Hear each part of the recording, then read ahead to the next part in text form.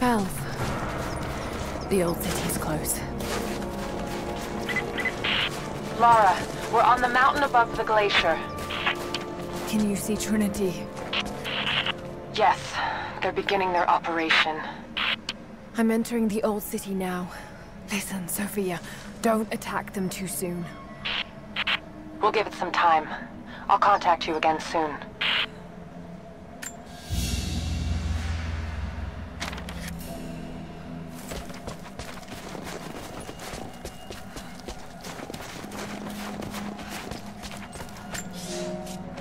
I thought I had died. The cold gnawed at me, and I grew weak, even as I saw the Prophet's people camped on the ridge of a strange green valley. One foot after the other, sword in hand, I trudged on. I meant to charge, battle cry on my chapped lips, when consciousness fled and I collapsed into the arms of heretics. They know who I am. They have been expecting Trinity. They do not have much. But they fed me, kept me warm until I could walk again. The Prophet told me I could leave whenever I desire, but they have taken my blades. Even armed, I do not know that I could kill this man. I have failed the Order. I have failed myself, but I live.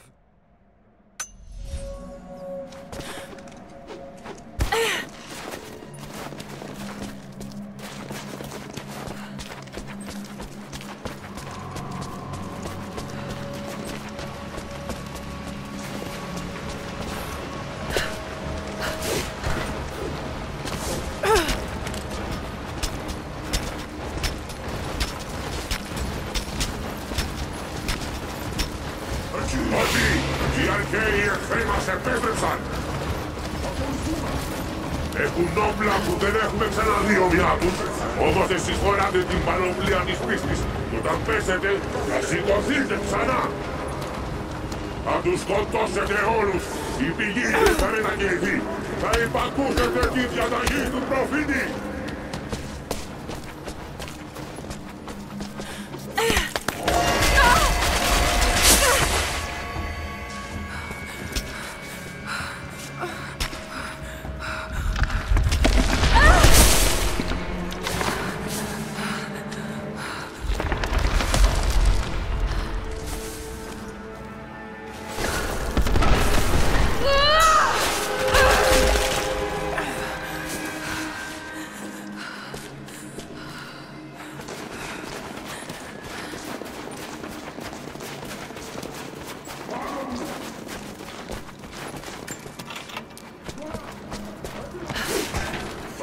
Από τον φράγο από ψηλά.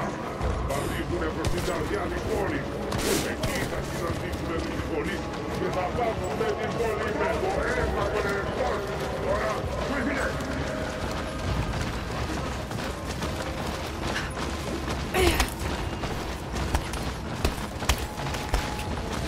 Είστε υπερασπιστές αυτής της πόλης, αλλά και της πηγής. Όποιος είστε ευλογητές, πέσαμε.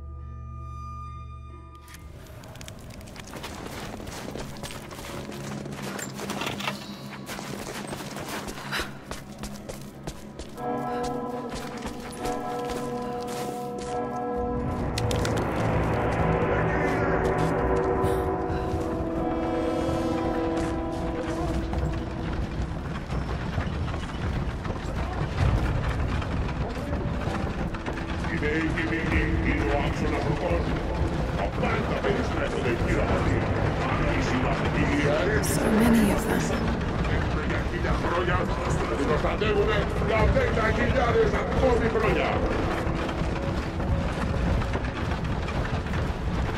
Εγκαταλείψαμε την παλιά μας ζωή για να σταθούμε φρουροί κατά των εχθρών της πηγής μέχρι να σβήσει ο ήλιος. Και καταφύγαμε σε όπλα που διακηρύσσεται ο δημιουργός. Θα βαδίσουμε και θα κατατροπώσουμε. I leave these notes for whoever should follow in my footsteps. My wounds are worse than I believed. They will not heal. Tonight I will make one last attempt to escape this frozen tomb, but I doubt I have the strength. The divine source is here, at the peak of the tallest tower, but it is beyond my reach.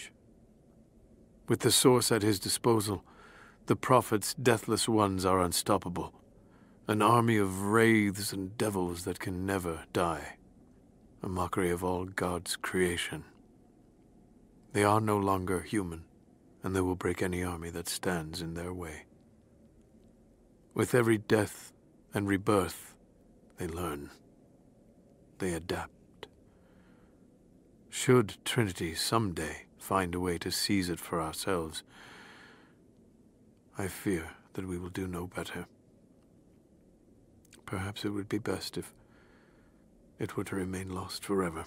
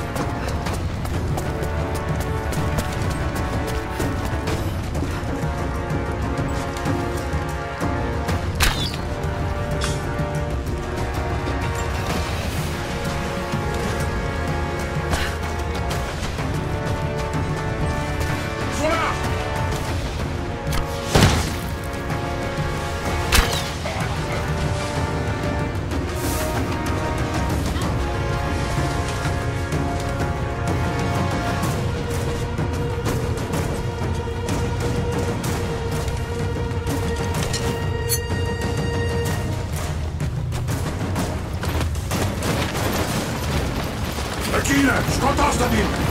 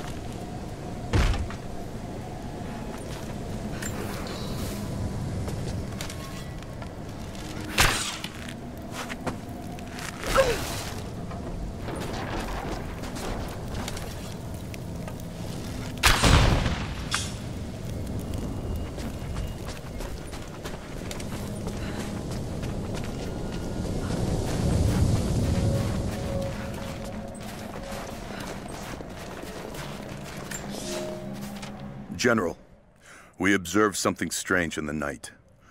We are camped above the city of Kitezh as the city prepares for invasion. They still believe the attack will come from on high.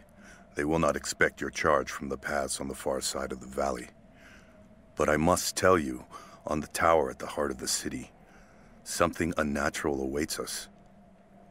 We watched hundreds of armored soldiers ascend its heights, and then a light cracked the sky. There was a sound that froze my blood, a roaring like an army of hungry ghosts. Then the men descended again. I do not know what they keep atop that tower. We thought it a treasure, but it appears to be something else entirely.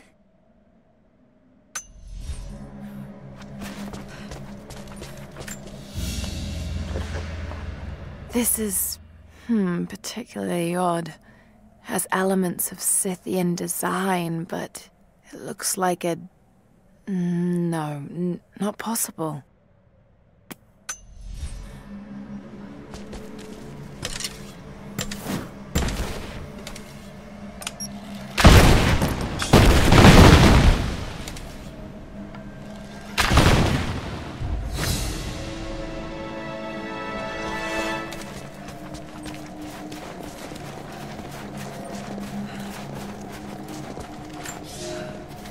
We have sealed the doors and barred them from entry. The riders are coming, and I must keep these people safe. Mothers with children, old men like me. Those that cannot fight. I have food and water in sufficient quantities to keep us alive for the length of the attack. Should our Athanatoi fail, and the attack becomes a siege, we will die here. For that, I have enough belladonna to provide the little ones with safe passage. Pray it never comes to that.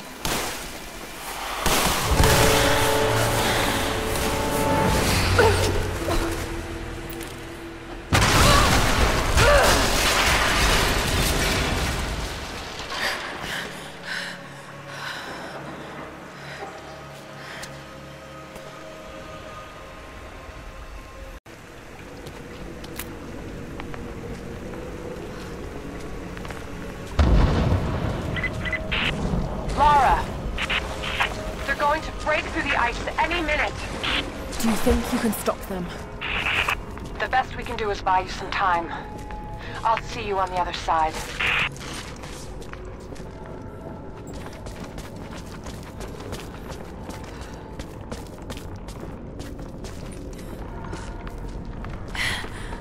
The Chamber of Souls. The Divine Source has to be there.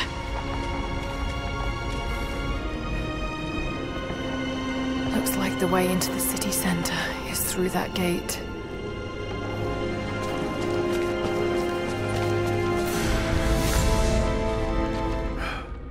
I have failed. There will be no pardon for my sins. I have drenched my hands in blood in pursuit of the Prophet, and now there is nothing left. As the attack became a siege, the Prophet's people did the unthinkable. They turned their weapons against the glaciers and buried their own city. Mongol and the Prophet's people alike were crushed in the ice. The Khan and his warrior horde are dead. The people of Kitezh are broken and scattered. I alone survive in the frozen heart of the city, and my only companions are the deathless army of the Prophet, their eyes aflame with unholy light. Even now, they hunt the ruins for survivors.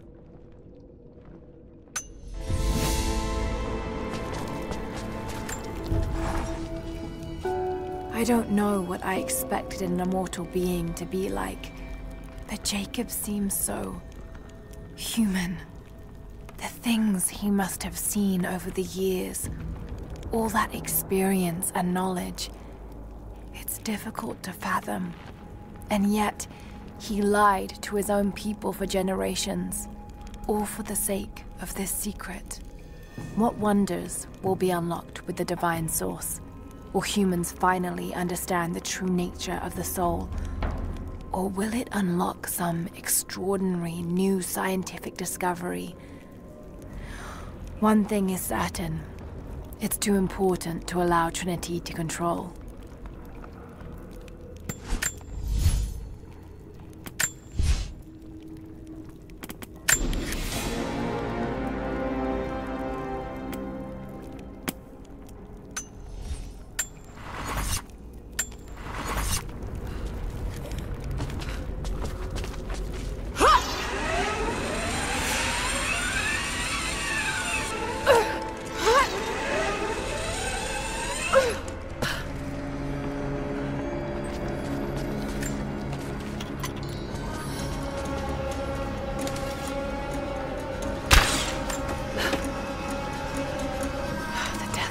Patrolling the streets. Got to stay out of sight.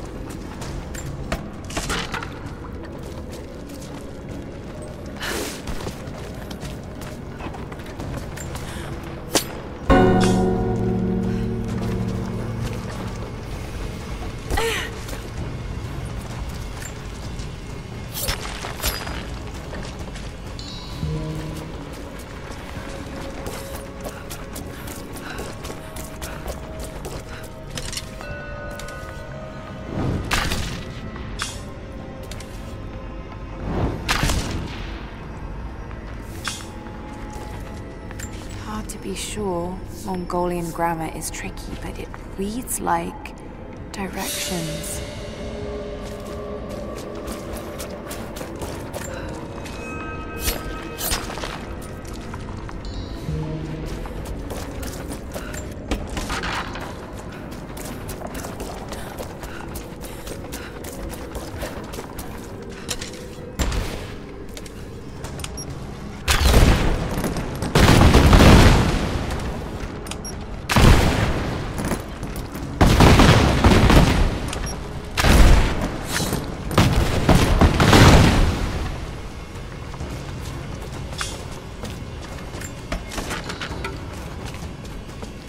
Incredible.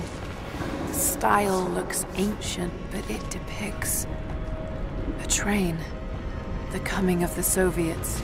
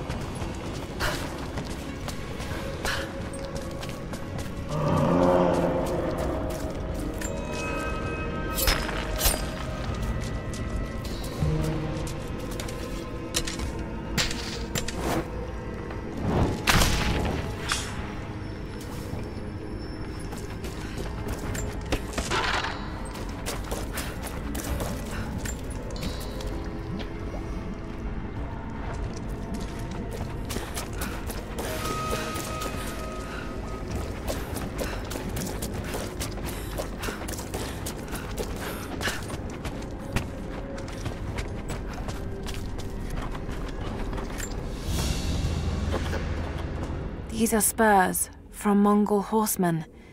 They're far more decorative and lavish than I'd expect. But they're still well used. Whoever owned them was wealthy, but they rode with the army.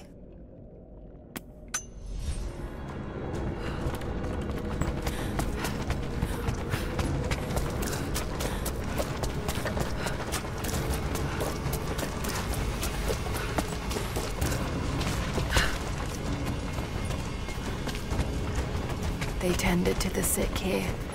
The survivors must have suffered. A woman's necklace, made of Baltic amber. Incredible craftsmanship. It must have belonged to a noblewoman.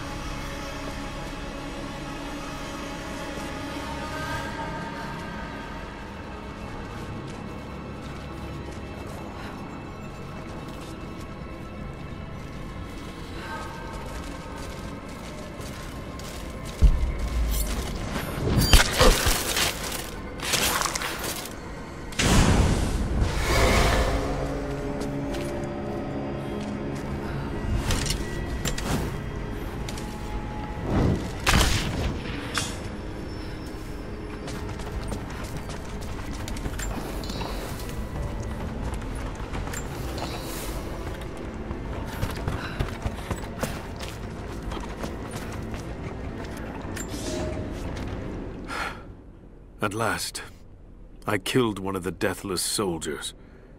I tracked him through the day until he was alone. He seemed to sense me before I struck, as if he knew the sound of my bowstring. He was strong, but I am clever and I have faith. My arrows pierced his flesh, but he fought on until I placed a shot between his eyes.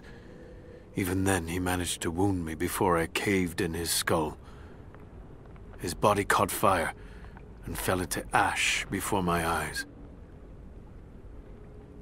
It has been hours since he died, but his ashes still smolder, hissing and popping in the darkness.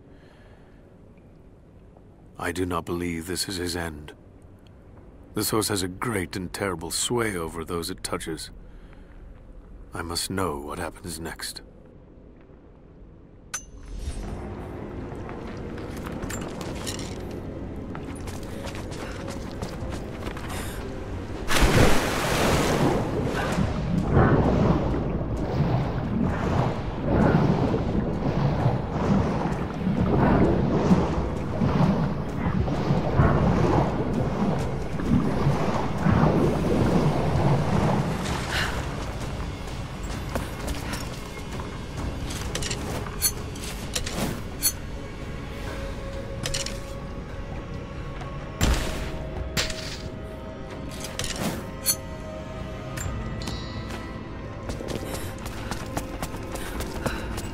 Valentinus, the timekeeper.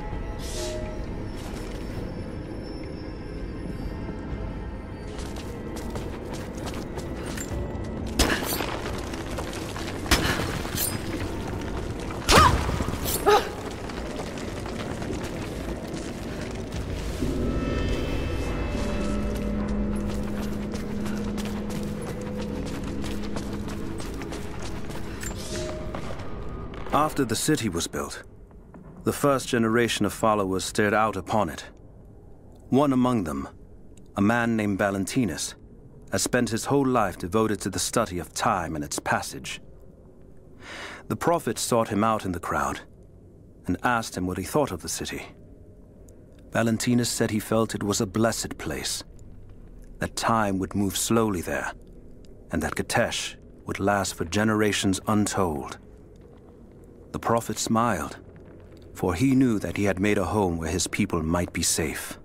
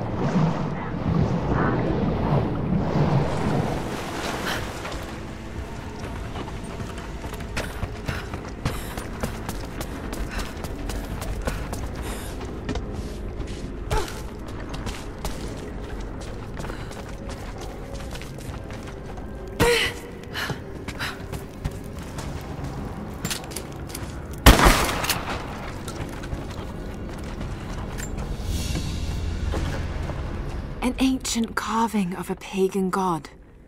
Perhaps a fertility idol. It's thousands of years old.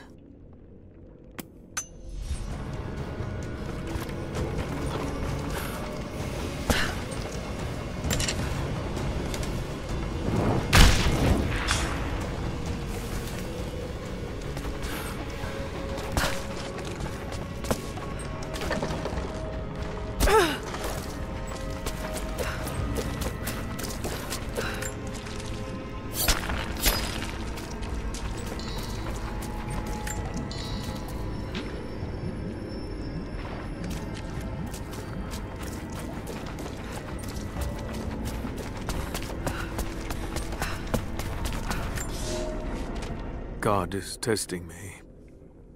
I've scavenged weapons and tools enough to survive. The Khan once demanded I learn to draw a bow and fight like one of his soldiers, and I am grateful for that. He gave me his own arrows, made for punching holes in armor. The ice around me provides all I need to drink, but it runs red with blood. The Prophet's army now patrols a dead city. These are not the soldiers who first met us at the city gates. They've been changed somehow. Among them, I can see a man that I myself killed in the battle. The old legends say that those who looked upon the divine source relinquished their very souls to it, attaining immortality. If this is true, I will surely perish here, buried.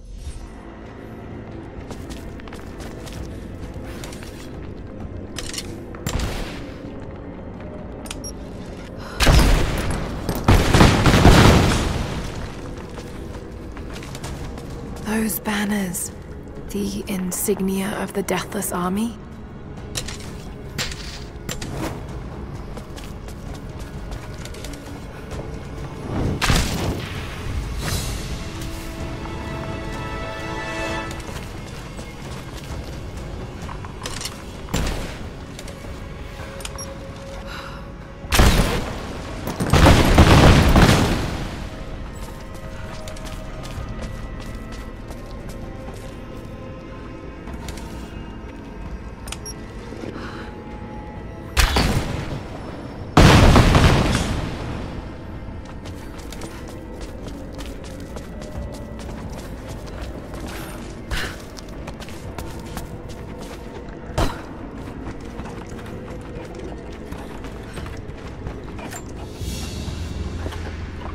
There's a piece of flint in the pouch.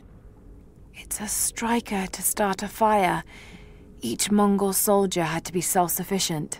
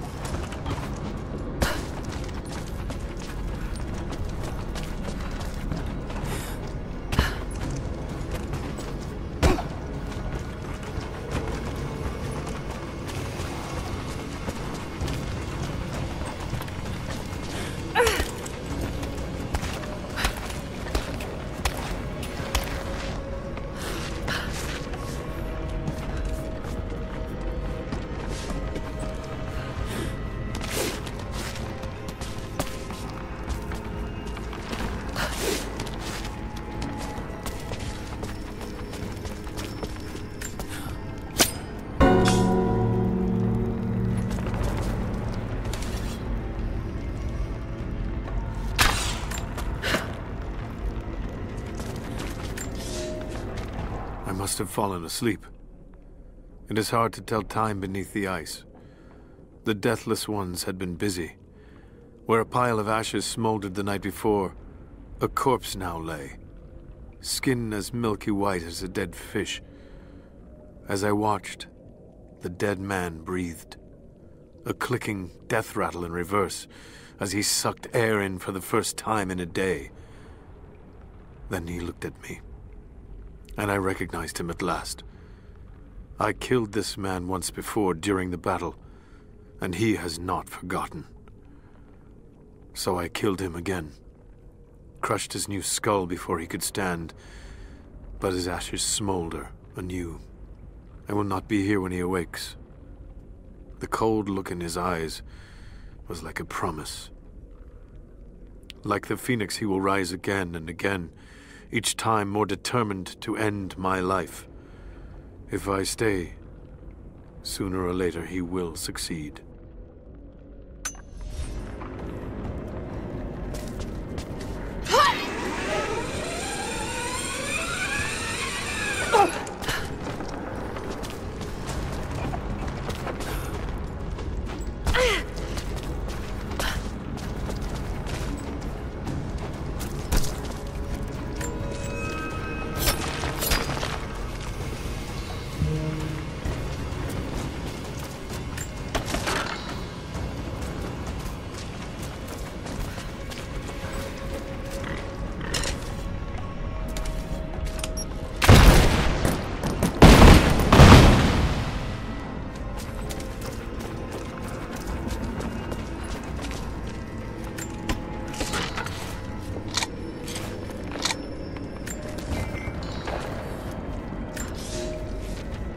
I have made myself a refuge in this frozen hell, in the base of a crumbling tower.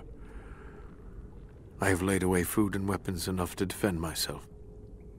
But I am the last survivor. By day I watch the deathless army, learn the paths they take. They follow the same patterns, day in and day out, like men trapped in a dream.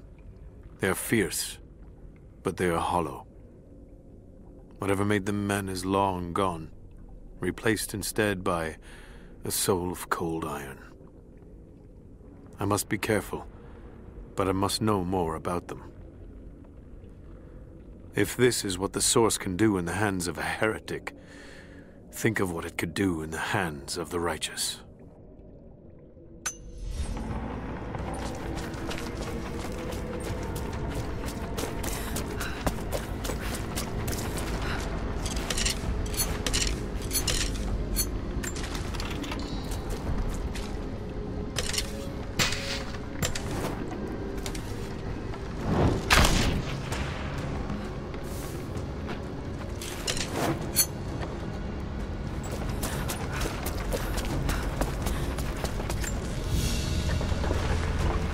A vase made of silver.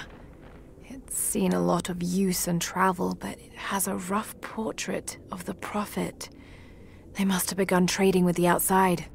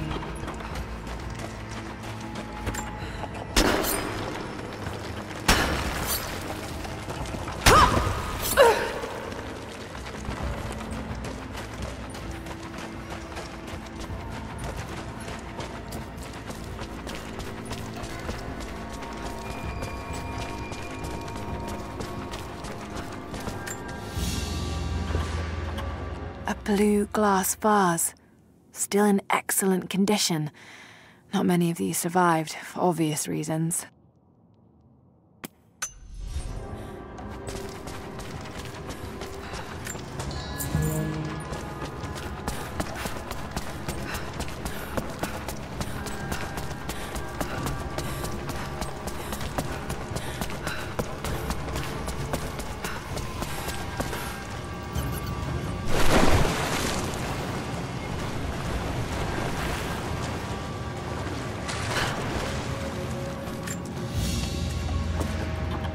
An iron pendant. Soldiers in the Empire would sometimes tie them to their belts.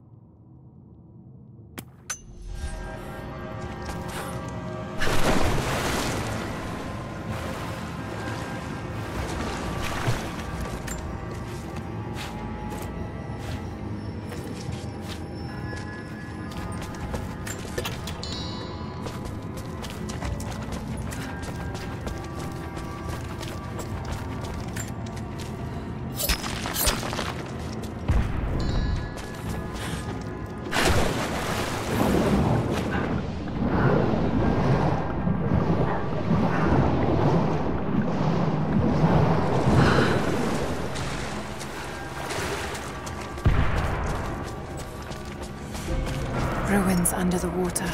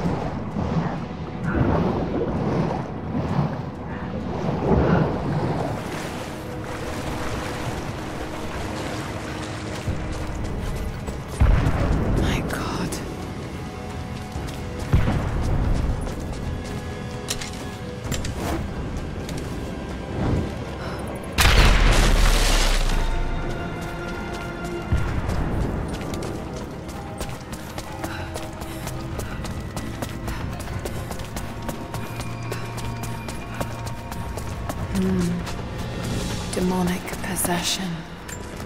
They were performing exorcisms.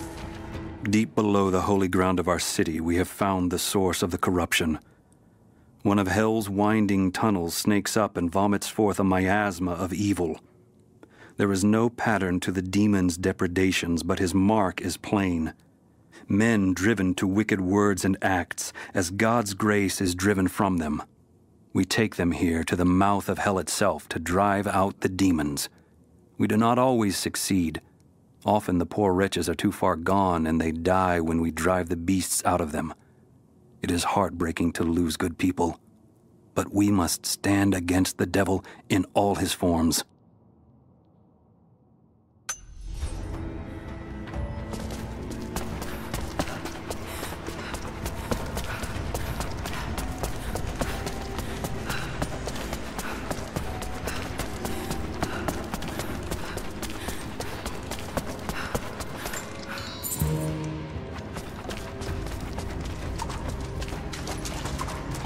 No telling how many people died here. My mind is clear today. It was not so yesterday, and it will not be again.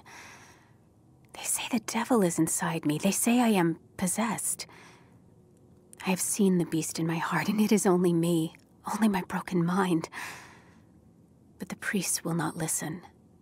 I cannot blame them. Some days they appear to me as apparitions of manifest pain and hatred. So clouded are my eyes. I spit and yowl, for I am mad. But I know there is no evil in my heart, only sickness that no man can cure.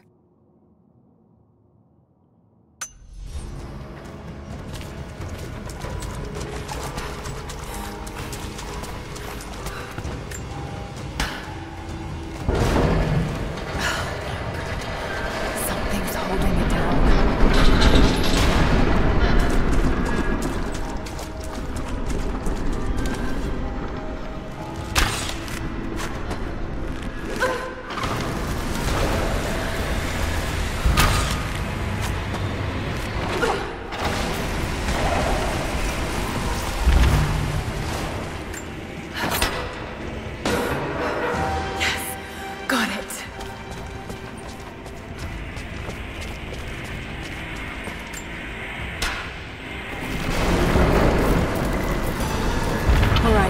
That should be high enough.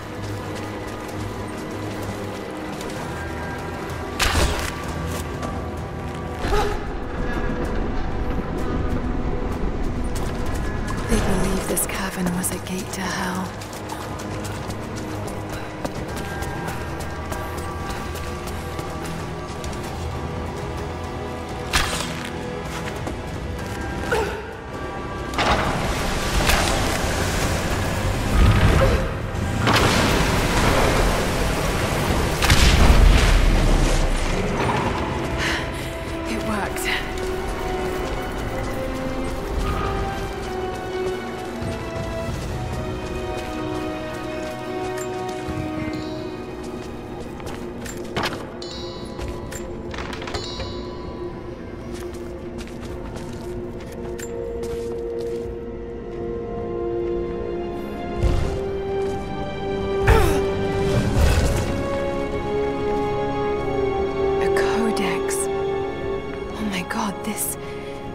This is the formula for Greek fire.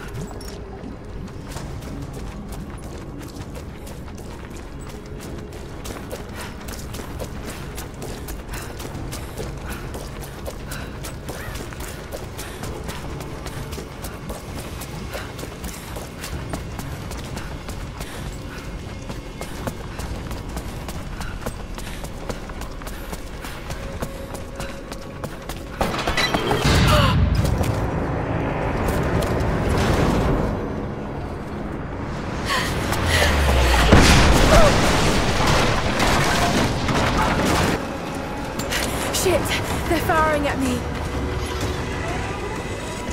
Maybe I could use them to break through that gate.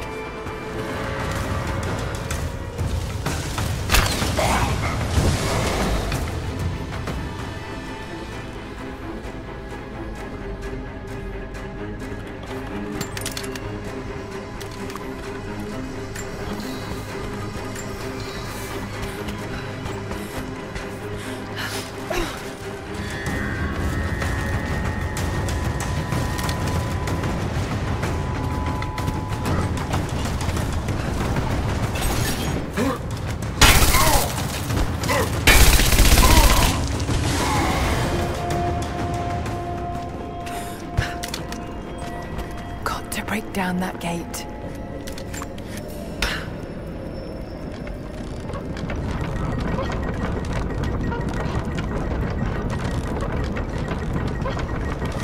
That's good enough. Now to fire.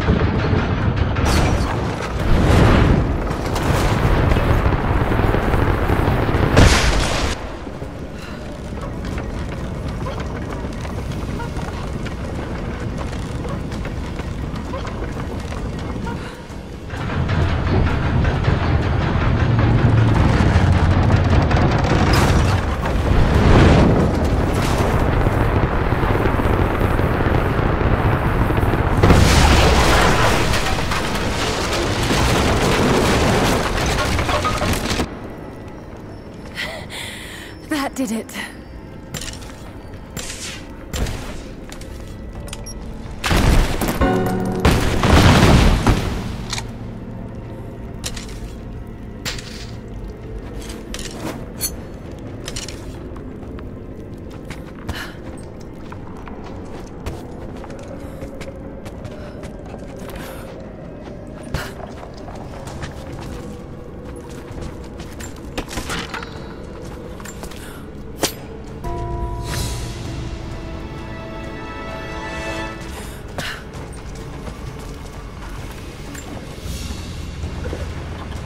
A drinking horn.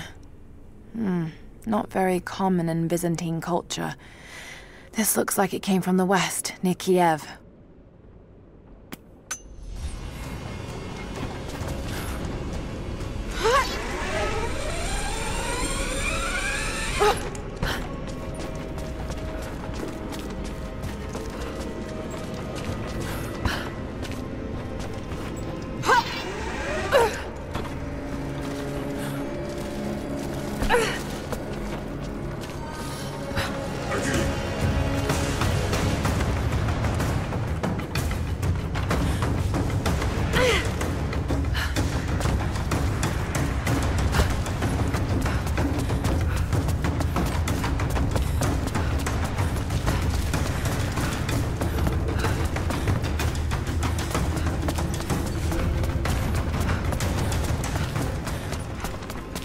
There's been some structural damage. The battle certainly took its toll. But most of the city is still standing. This mural commemorates the dead lost in the battle, and those that died after of disease and starvation.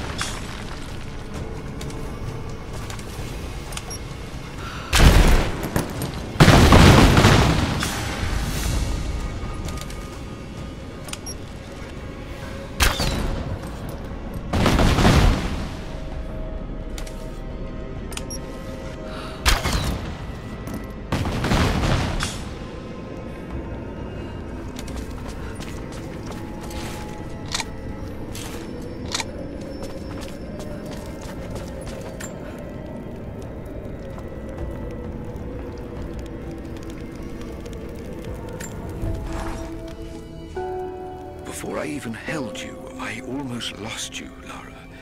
Yet you fought back, determined to live, breathe, ball your tiny fists and scream the hospital down. It was the best noise I ever heard. When I went home that snowy night, I cooked myself a steak. Then I drank half a bottle of whiskey, tried to make snowshoes out of tennis rackets, and fell asleep with the cat. I was so damn happy. I think I must have heard that story about a dozen times, and I could hear it a dozen more. I wish that could have lasted. I wish we'd had more time.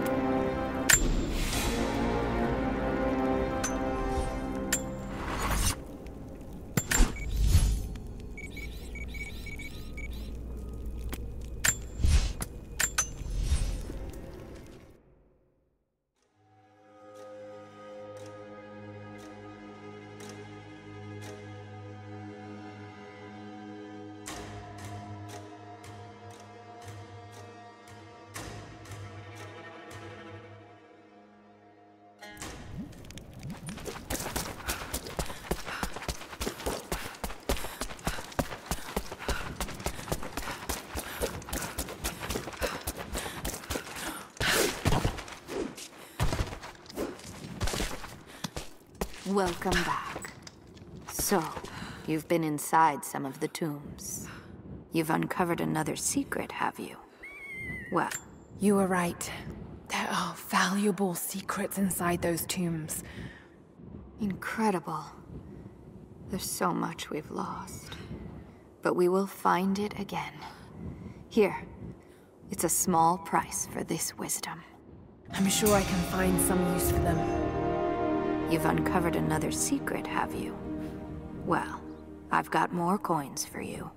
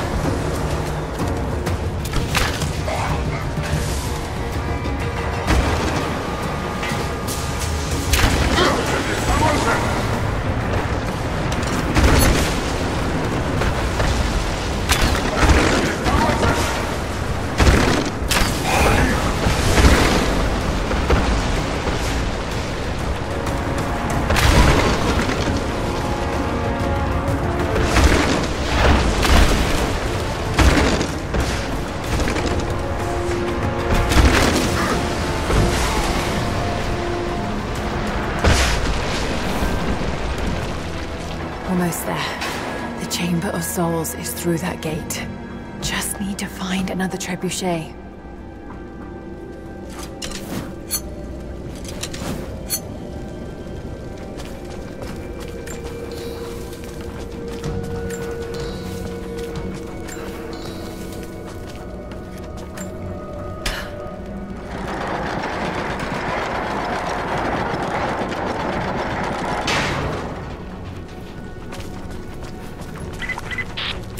have much time, Lara. You must reach the source before them. There's nothing more you can do. Get somewhere safe. Not a chance. You need us as much as we need you. We survive together, or we die alone. Now go.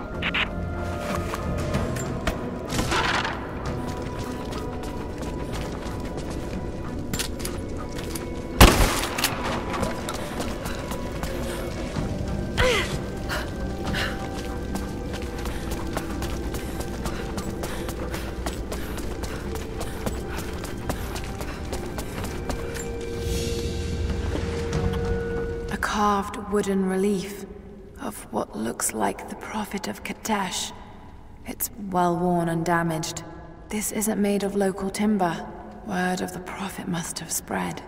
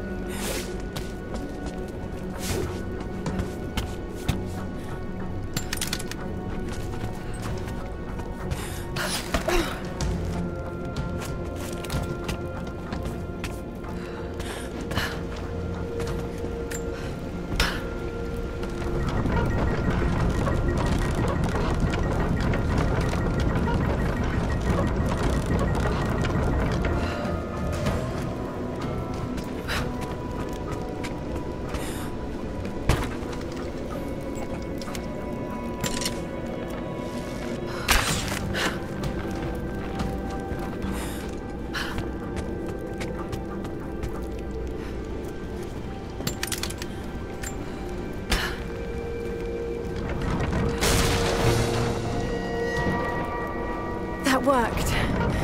Now to take out that gate.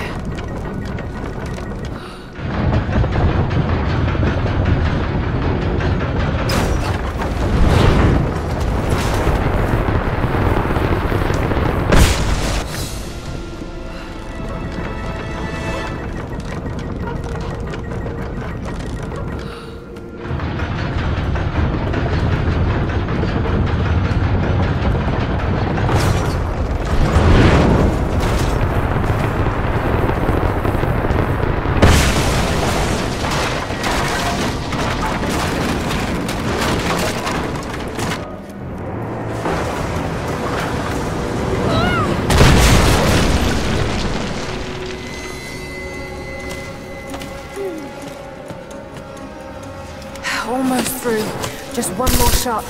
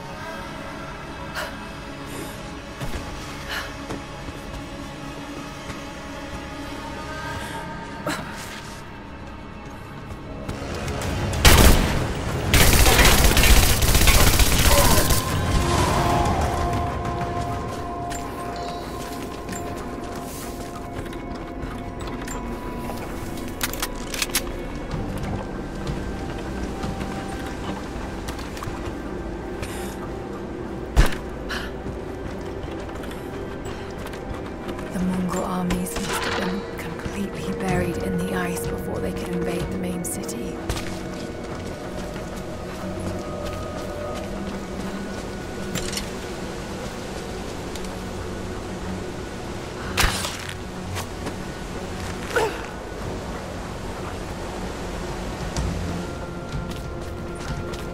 The siege of Kitezh must have lasted for months.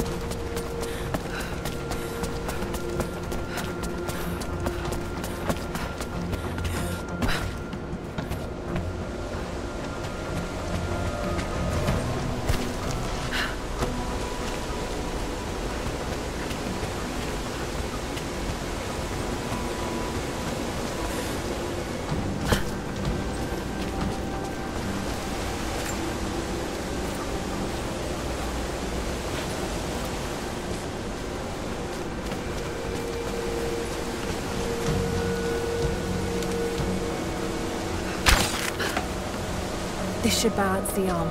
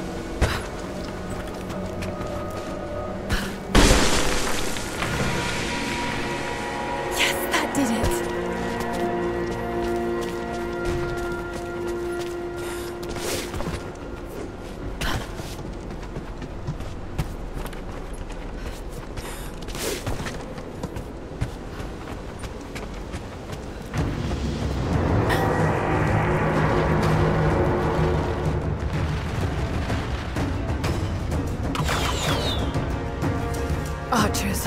Got to take them out. Just have to aim this thing.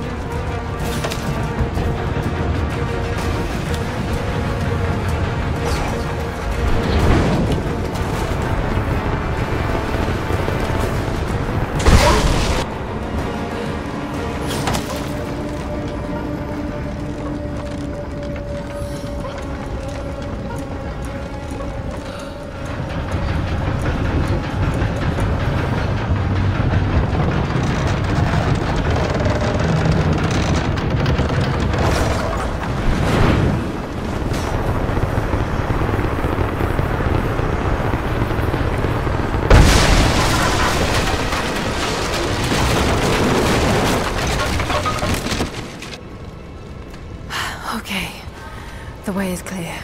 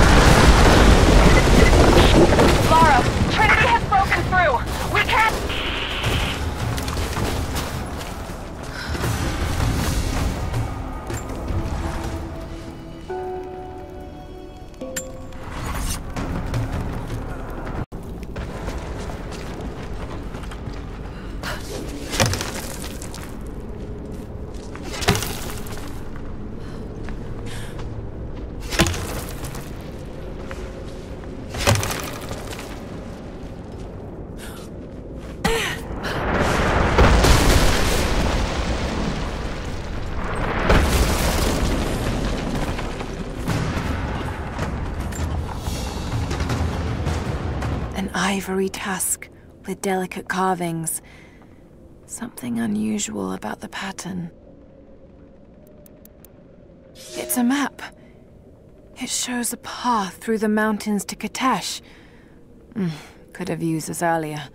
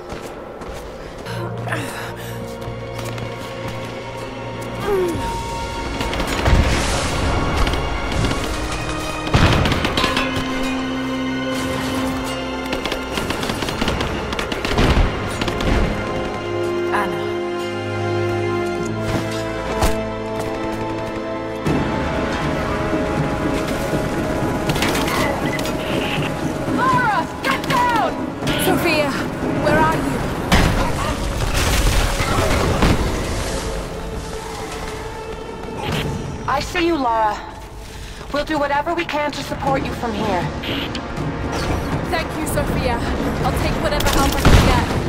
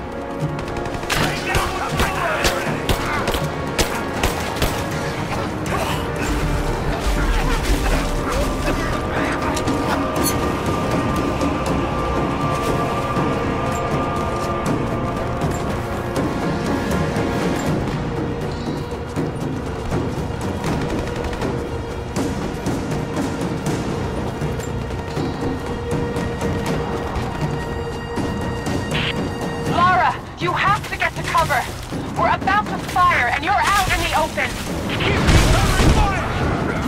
Got your back! We got a man down!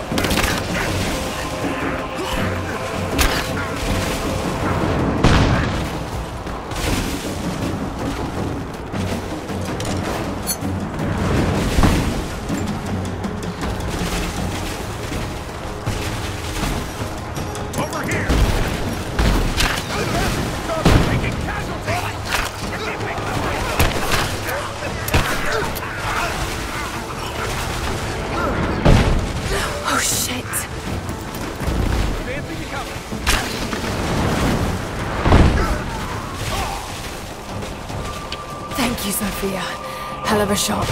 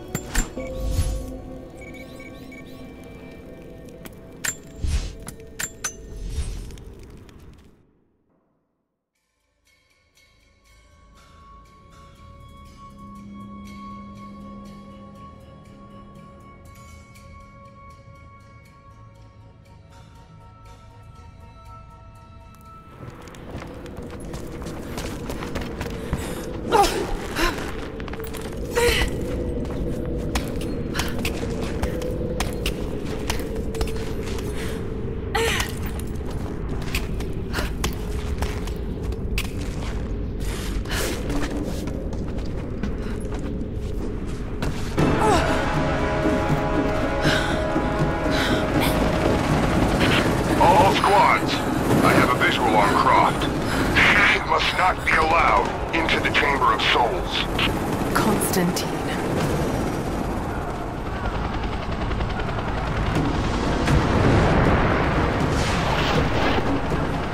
I don't think you'll be able to hit him! We'll keep trying. We're reloading the trebuchet. Hold on!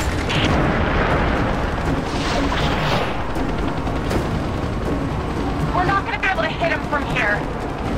I know. I've got to shoot the fireball in the air. Get ready. Let's try again. We have to reset the counterweight. We'll be ready soon.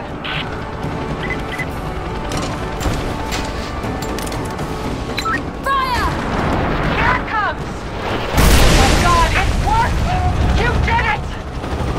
It's not over yet. Get ready to fire another shot. Send in a squad, now! I want her dead!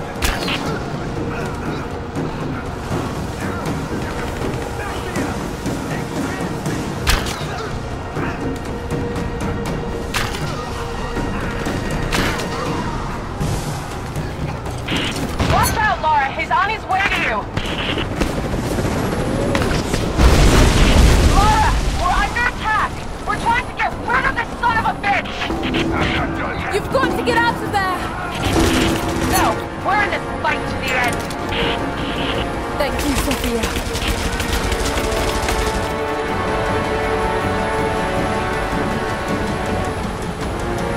It's ready. On your signal. We're ready. Go! Predator, launch! Damn it! If there's anyone left alive down there, I want Croc dead! That's your last order!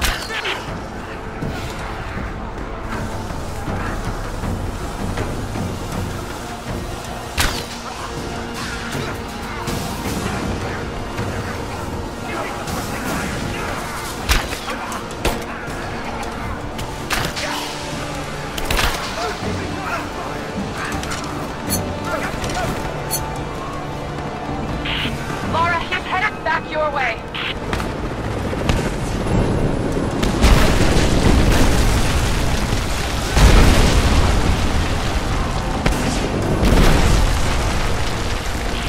Let's finish this! We're loading up the trebuchet. Hold on.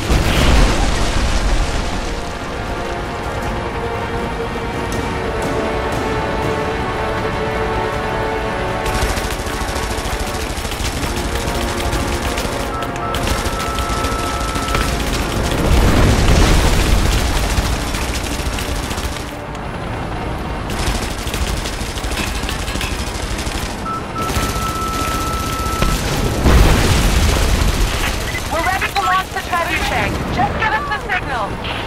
We're launching!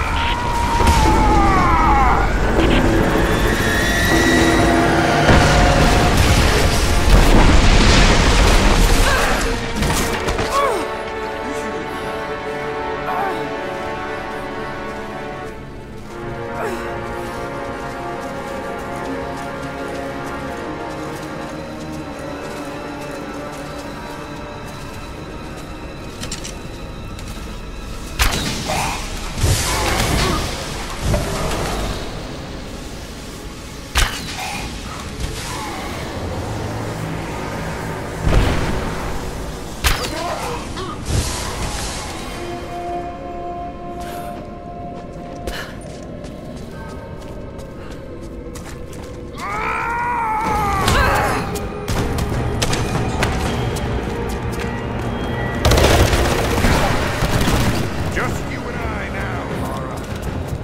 You have no weapons, no allies, no hope. This place will become your tomb.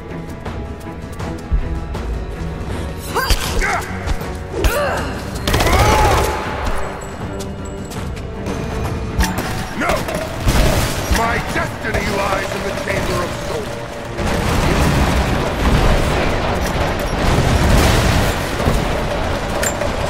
You know, you're strong. I can see.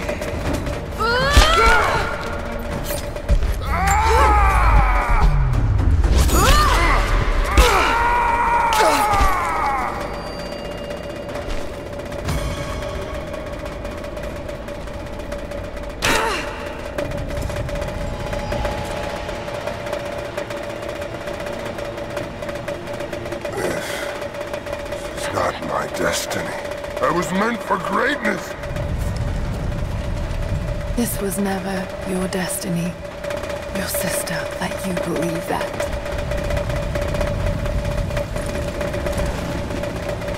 I did all of this for her. Don't you walk away from me. Wait! Trinity killed your father. No, you're lying. He begged for his life. And when that failed, he begged for yours. You're wrong! Shut up! Just shut up! Come on, do it! He was a pathetic man. I pitied him. Ah! Burn in hell.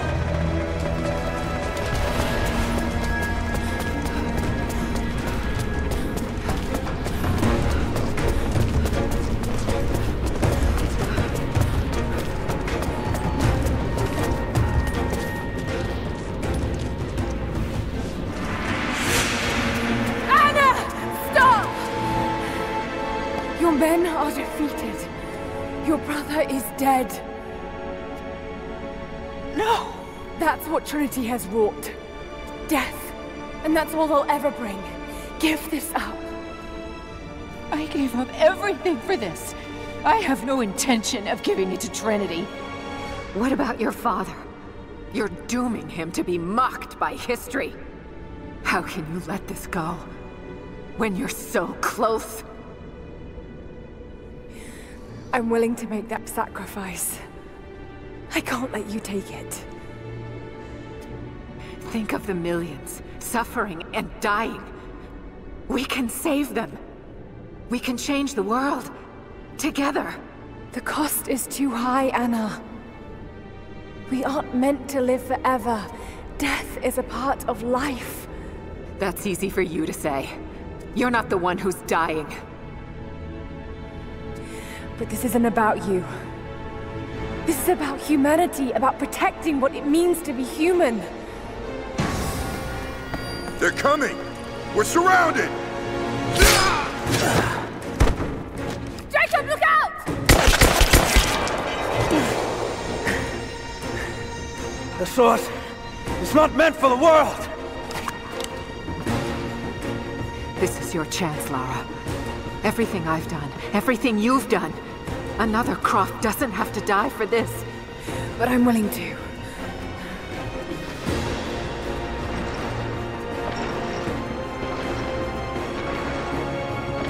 Well, I'm not.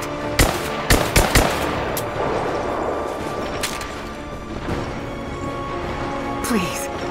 I'm dying. This is my only hope. Anna, no!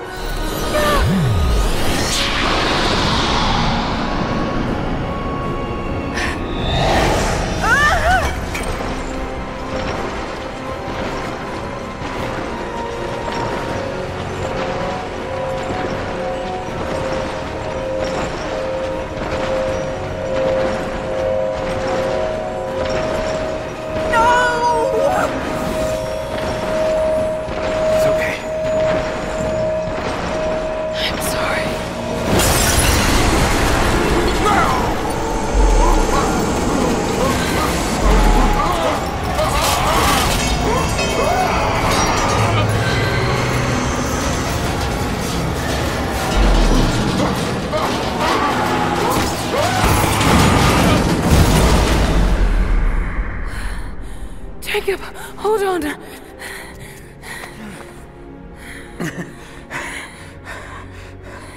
I've held on for too long already. You knew I'd destroy it.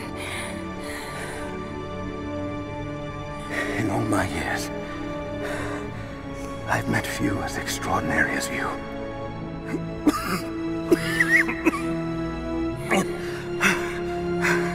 It's finally happening.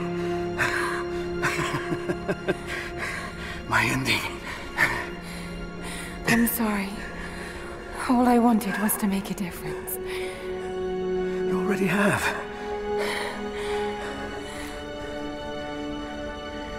already have.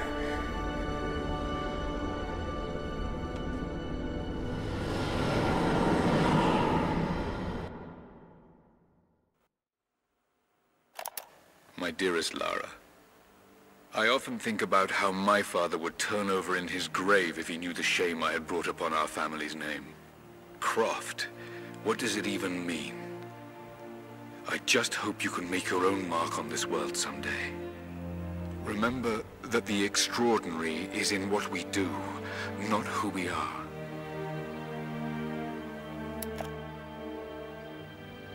Destroying the source was the right thing to do. I still feel like I let him down. I think you would have made the same choice. Come on. You've got a plane to catch.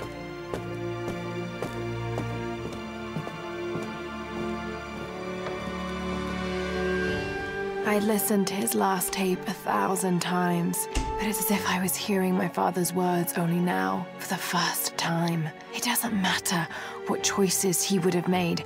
I have to make my own. The myth of Kitezh was real. There are secrets out there that can change the world. I need to find them, not for my father, not for anyone else.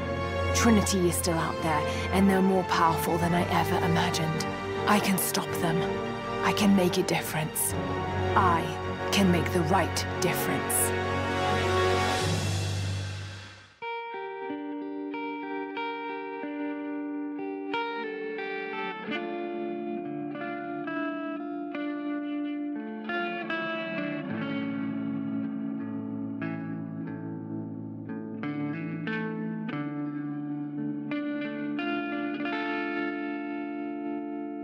As I walk through frozen sands, through the flames of burning lands, my feet are torn, they're torn to strands.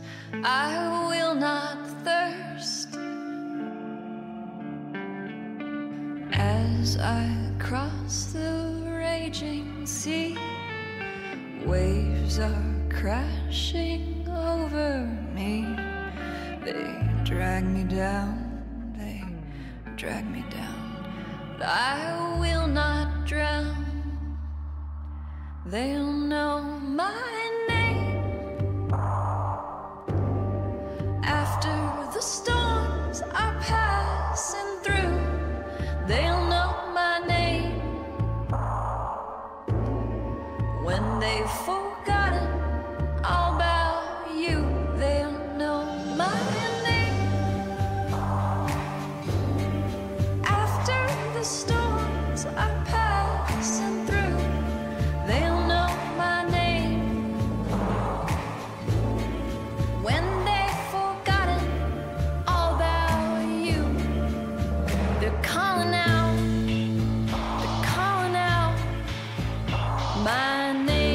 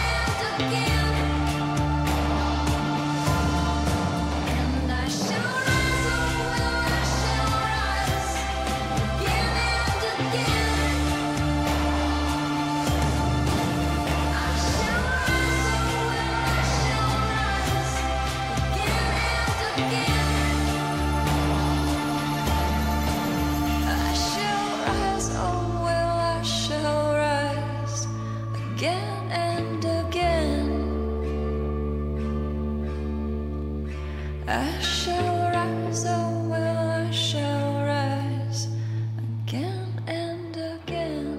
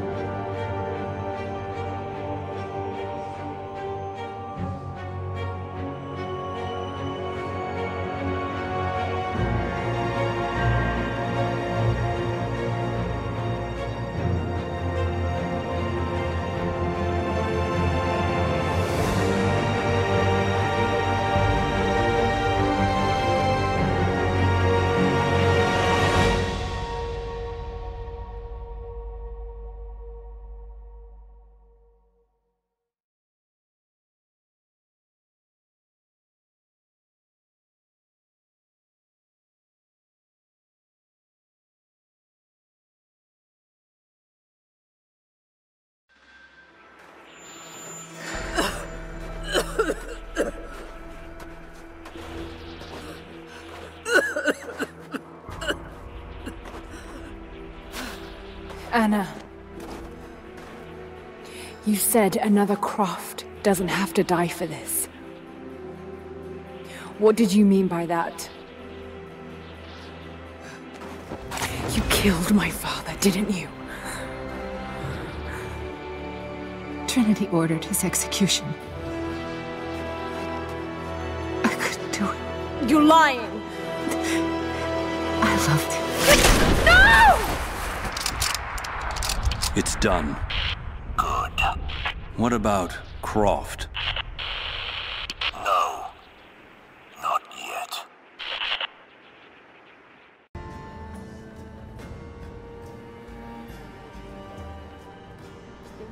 I know it's a lot to take in. I wish I could have been with him in the end. Knowing your people would be safe gave him comfort. He went peacefully.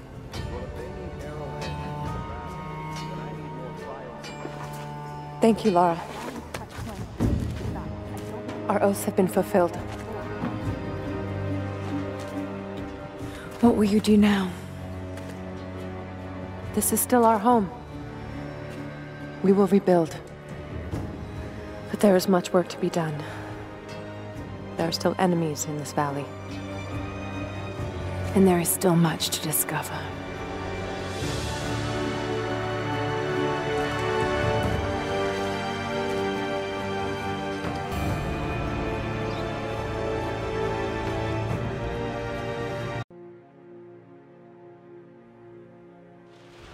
Final notice to Lara Croft, a current tenant of premises. This is to serve as your final notice for the purposes of terminating your ownership of Croft Manor. You are required to immediately vacate and surrender possession of said manor to Atlas de Mornay, executor of estates.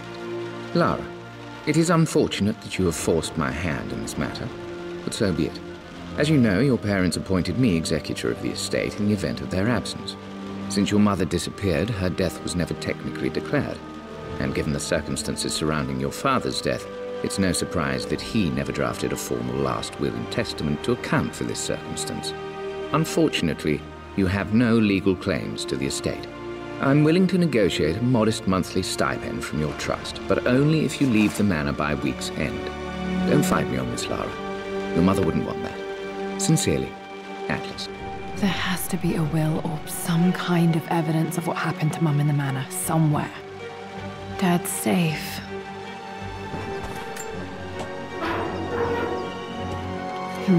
Needs a combination. It's got to be in Dad's papers somewhere. Maybe in the library.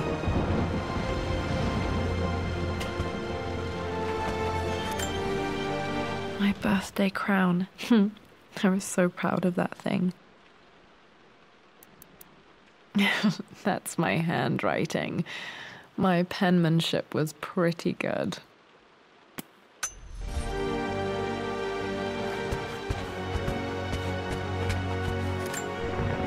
Dad's map of the forgotten cities of northern Syria. He was closer than he knew to finding the Prophet's tomb.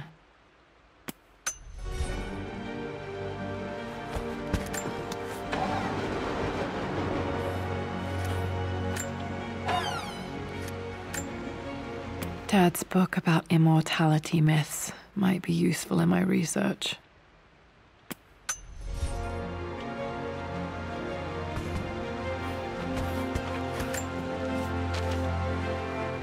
I finally introduced Richard to the family. It went precisely how I imagined. Icy but polite grace from mother, indifference and disinterest from father, and thinly veiled contempt from Atlas. Of course they don't approve. To them, Lord Croft is the man who took away their beloved daughter and ruined her long-standing engagement, though I was never going to marry that repugnant Earl of Farringdon anyway. One might think they would be happy that I was being courted by a genuine lord of the realm. It just happens to be Richard Croft. In their eyes, the man who single-handedly ruined a once great family. But there's nothing to be done now. Watching how Richard dealt with their subtle insults and disrespect. Such grace and calm. I know he did it for me. I think I'm falling in love with this man.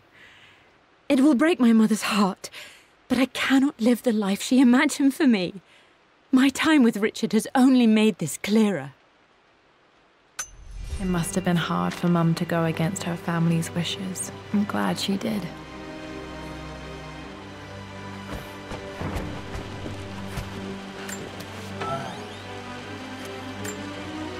One of Dad's Yoruba masks. A gift from a friend he met on an expedition in Nigeria.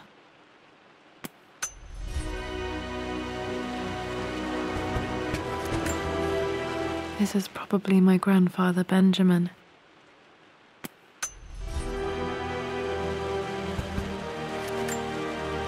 A picture with Dad and Anna. Never liked wearing dresses, but the color was nice.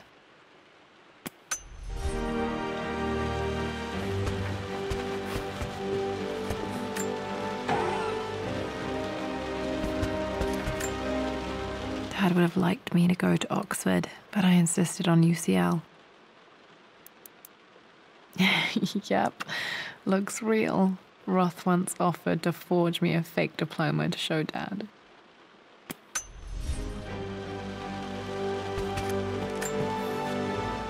Well, this is a hell of a thing. I met someone tonight quite unexpectedly. But it shouldn't have been, it seems. I've been so buried in my work, so distracted by my latest revelations, I never bothered to notice my surroundings. But there she was, sitting at my table in the library. Her name is Amelia, and apparently she's been studying right next to me. Art history, of all things. I shared some of my research against my better judgment, but I wanted to see how she would respond, and she did not disappoint. I felt as if I was suddenly engaged in a mental game of chess, moving and counter-moving in argument. At one point, that poor old librarian had to shush us as if we were children. I feel so foolish for not having noticed her earlier. She's a brilliant woman who's challenged my ideas for the first time in memory. In truth, I don't know if she's feeling as exhilarated as I am right now, but I dare say our conversation was mutually stimulating. For the first time in a long time, I find myself thinking about something else besides my research. I hope she returns for another round tomorrow. My parents made a good team, challenging each other from the start.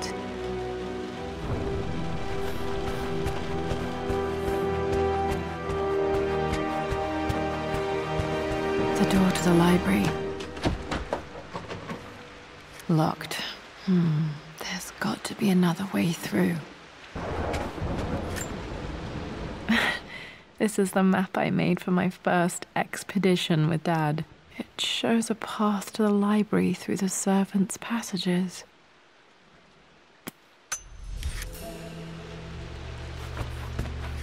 Dad's artifacts from the Nile Valley. I always love looking at these. Dad became interested in immortality myths after his expeditions to Egypt.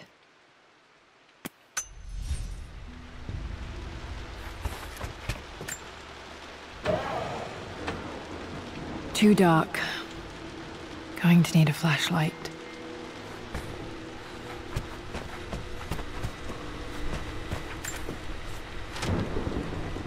Hi, Dad. I've been thinking about Mum lately. I wish I knew more about her. How did you meet? What was she like? Winston told me that she was a brilliant artist. Are some of her paintings locked up in the West Wing? And I guess I just want to know, did she love me, Dad? Did she ever say that she did? Maybe I'm just being silly, but will you tell me more about her the next time I'm home from school?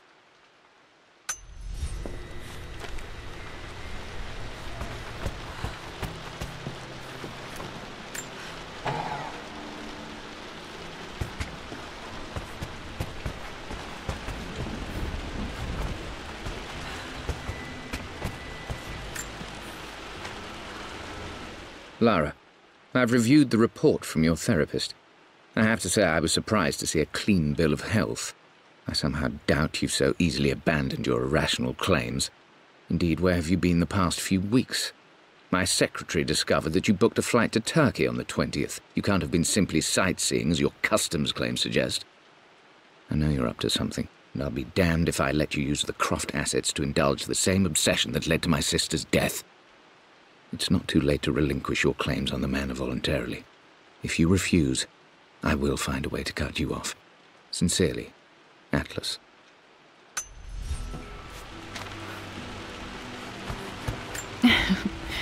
Well, hello there, Sir Lancelot. Don't worry, it won't be boring your sword this time.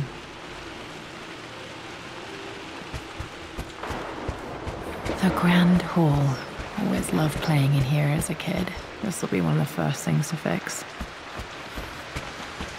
Lara, you know the West Wing is off limits. I'm sorry, I just wanted to see... We've been through this. Was Mum's room in here? Just stay out of there, darling. Dad was always so protective of the West Wing.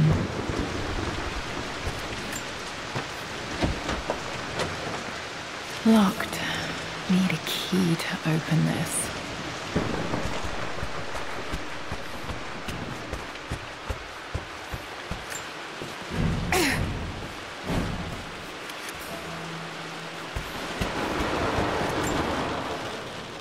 This belongs to Anna. Most of her belongings are in the guest house. What was she doing in here? Someone has a sense of humor.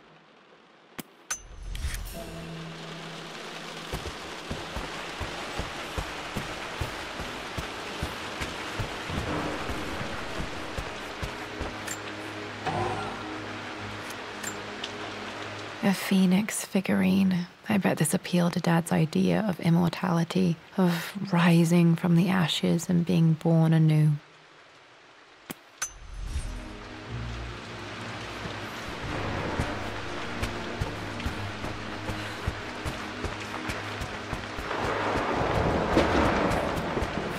What are you doing sitting there on the floor, Mistress Lara? Looking at the compass, thinking. What about, if I may inquire? Just thinking about discovering faraway places, about finding adventure. I'm sure you will, my lady. You've the soul of an explorer. But don't grow up too fast. The offer came in the post last week, and I still haven't told Richard. He flew ahead to Tibet, where I will meet him shortly. I never told him I was submitting my work. Never thought there was a chance of being accepted. Oh, but a gallery tour is not something I can pass up. The show will take me away from England for over a year. I'll begin in New York and travel across the United States and... oh, God! I'm giddy even writing these words. When Richard and I were married, I was prepared to relegate my painting to a hobby. But it was Richard who objected, who gave me my atelier and studio. Without that support, I might still be painting boring landscapes. Now I can't shake the foolish sensation that leaving would be a betrayal. He will laugh at that and insist I accept, even though I know it will break his heart to be apart. He never once asked me to sacrifice any part of my life for his. I have, of course, in 1,000 small ways over the years, but he would never ask.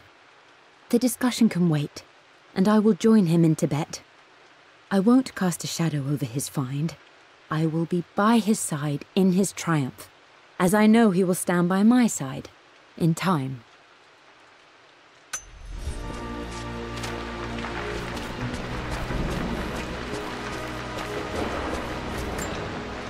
I'm not sure.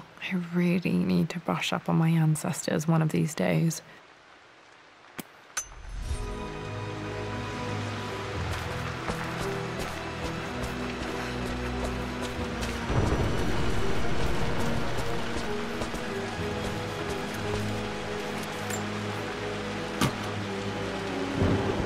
Got to remember to pack this for my next trip.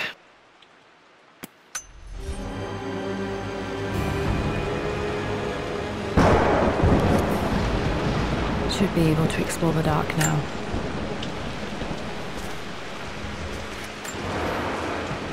Hey, Jonah. Sorry for not getting back to you sooner. I've decided to do some research at the manor. A lot has happened, and I need some time to think about what I want to do next. This old place is filled with memories and secrets. Uncle Atlas has tried to keep me out of here for so long I don't even know if I want to keep it. But after everything that's happened, maybe I can find out what it still means to me, if it's worth fighting him for. I'll let you know how things worked out when I'm back in London.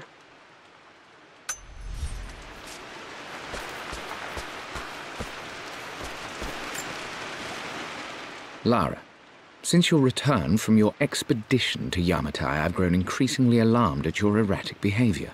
I can only assume you suffered some kind of psychological trauma and are only acting out as a call for help.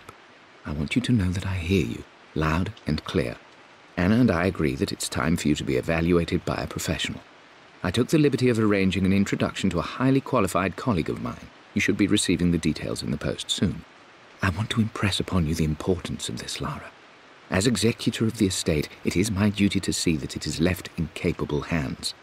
And if I may be blunt, you're acting like your father when he was at his worst. He nearly lost the manor himself in those days. I'd hate for you to repeat his mistakes. I encourage you to embrace the help I'm offering.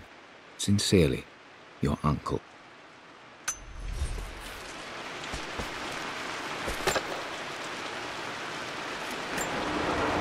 Another one of Dad's immortality artifacts. I think Roth bought this for him from a trader in Greece.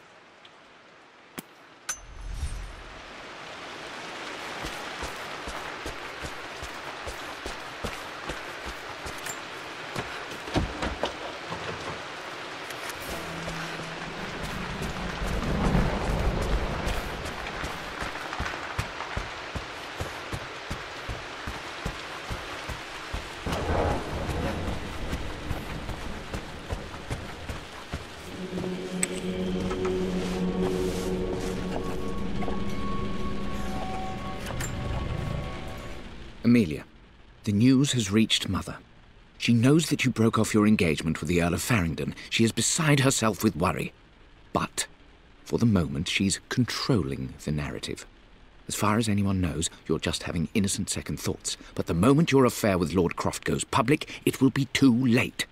Our name will be as ruined as this man you've chosen to bed. Don't you see that you're being selfish, Amelia? Please, consider your family. You're a de Mornay. Everything you do has a greater effect on us all.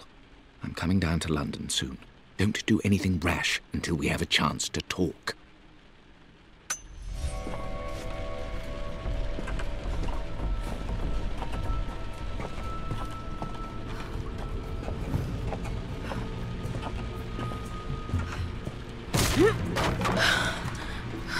Falling apart. Maybe I should just let my uncle have this place.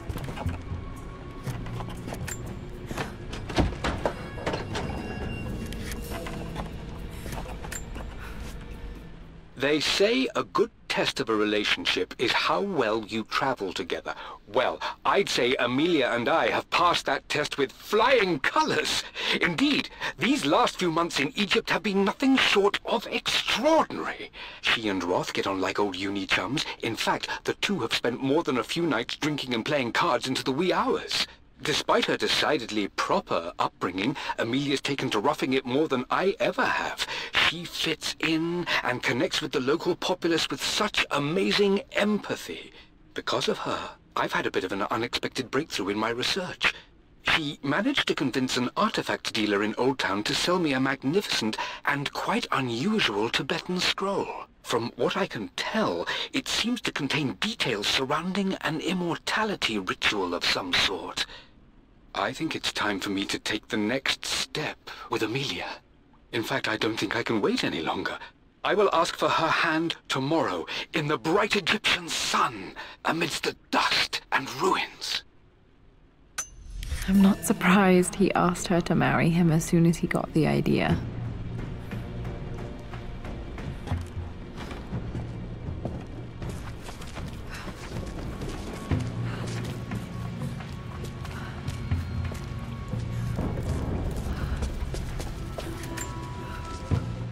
Amelia, I know we have had our differences in recent years.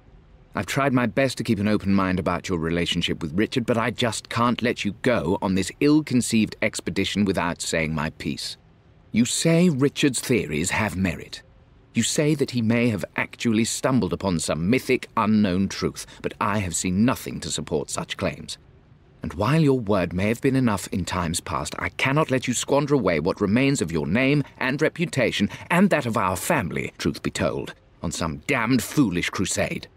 I intend to go to Richard's investors and let them know exactly how he's spending their money, but I want to give you a chance to put a stop to this yourself. Please, don't go to Tibet. If not for me, at least for Lara.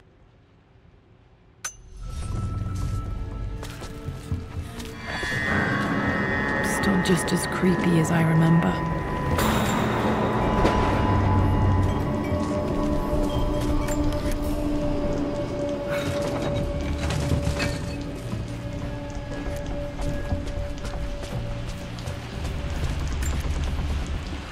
My lord, I hope this missive finds you on a successful expedition and in good health. Before I bore you with estate affairs, I wanted to let you know that our little angel has been into some mischief. As always, I indulged her in our usual game of chess. Over the course of the game, she broached the subject of her mother. She's having trouble remembering her now, and wanted to enter her ladyship's atelier, which you sealed off, to play on her mother's piano. It enraged her when she wasn't allowed to go in, of course. For someone so young, she has such strong emotions. Later in the day, she set a trap for me in the walk-in freezer, of all places. And before I knew what was happening, I found myself locked inside. Mrs. Sheffield discovered me an hour later, shivering and somewhat peeved. It took us an additional hour to find Lara in the grounds. I know all her hiding places, of course, but this time she really did not want to be found. Call it years of observation, but I can tell when she's out of sorts. My lord, if I may be so bold, she misses you fiercely. She is lonely for her father. Please consider a call as soon as you are able. Poor Winston. I remember being so angry. He was always so patient with me.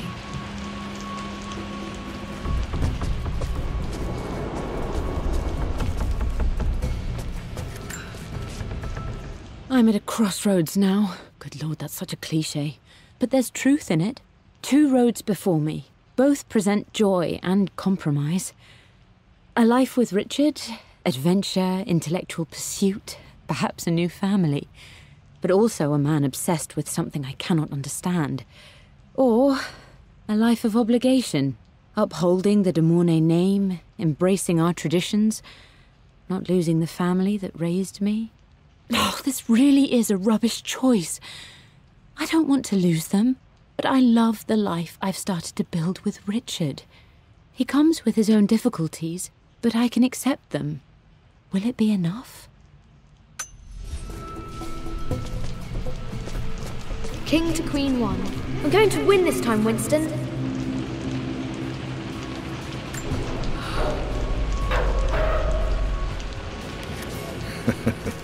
Clever girl. But you should know by now, winning isn't everything. Queen to King's Bishop 6. Check. Easy for you to say. You always win. Knight takes queen. What I mean to say is try to enjoy the journey, Lara. Don't rush to victory. Bishop to King 7. I know, Winston. I just want... Oh no! I didn't even see that! You should also know by now, I'm not to be trifled with on this board, young lady.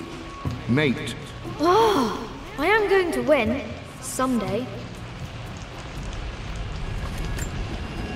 I would play chess with our old butler Winston on this board. Never could beat him.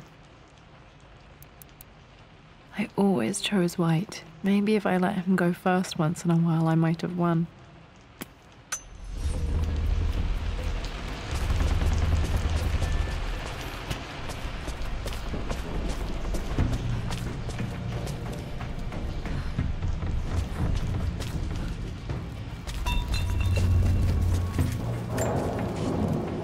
Everything is almost ready for Mistress Lara's birthday expedition surprise. It's been a bit of an all-hands-on-deck effort organizing the affair and keeping it secret. She's obsessed with Egypt, memorizing hieroglyphs and ancient Egyptian districts, so she'll be delighted with what Lord Croft has come up with. This will be good for her. She's been acting up of late, but I know she's just craving more of her father's attention. He's been so buried in his research. It'll be a nice moment for the two of them to reconnect. And I do believe he needs it as much as she does.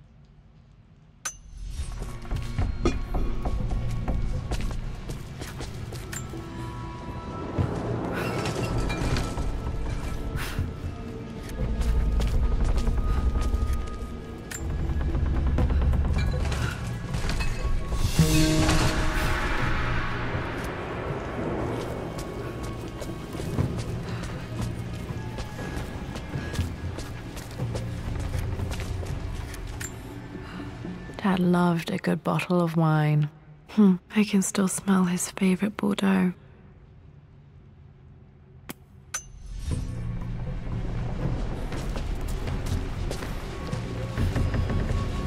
Dad, this is it! The basement of despair! Indeed, Lara. Muster your courage, for this is the only path to the Library of Infinite Knowledge. Look there! See the string? An ancient Egyptian tripwire. The Keepers of Knowledge want none to disturb their treasures. We must tread carefully. Let me lead. I know how to spot all the traps. I'm sure you do, my darling. Lead on! My stuffed bear. I couldn't have a tomb without a mummy.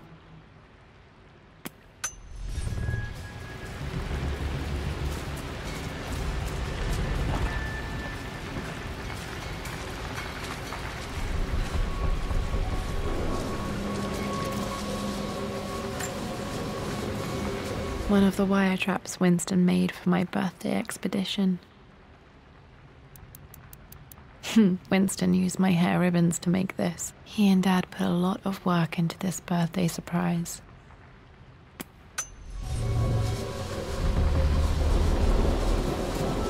Water damage from the main hall above.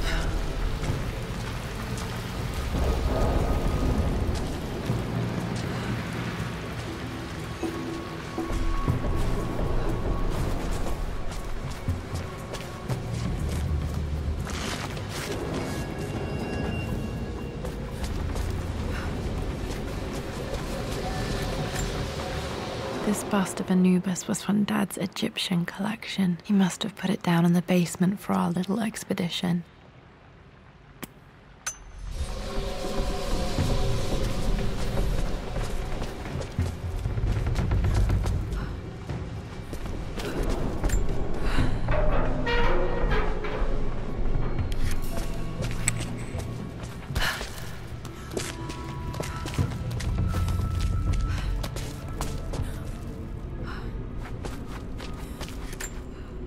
Plans for adding electricity to the manor. Dad used to say his granny hated all the bright lights.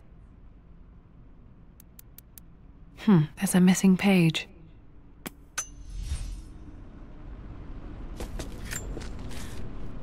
Amelia left tonight. She packed her suitcase and walked right out of here, and I didn't even notice. Like those days in the Oxford Library before we even met. I just had my nose in a book, lost in my own world. I am such a fool. I have let my obsession with this damned ritual of long life rule my better judgment for far too long, and it may already be too late. How could I have not seen this coming? I've made this mistake over and over, always putting my research before my personal life. But it's never hurt like this before. I simply cannot live without her. If I have to give up this accursed quest that has plagued me for so long, then so be it. I am going after her, right now, tonight.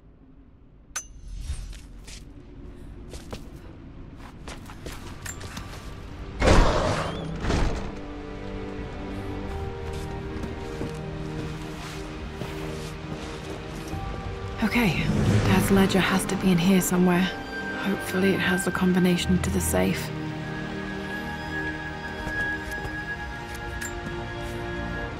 I've created a clever little map for Lara's birthday expedition. I used the invisible ink Amelia picked up for me in Morocco so many years ago. At the time, I remember being so annoyed by that rather aggressive street vendor, but she just smiled in her sunny way and paid him without a second thought. I assumed it was just a tourist scam, but it actually works.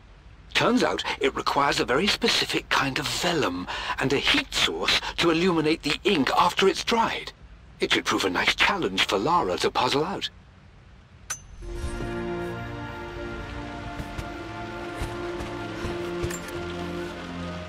For God's sake, memorize the combination, you fool. Lara's expedition treasure, my favorite painting by Amelia, the day of our wedding anniversary. Okay, got to find those objects to figure out the combination to the safe. There's something else here.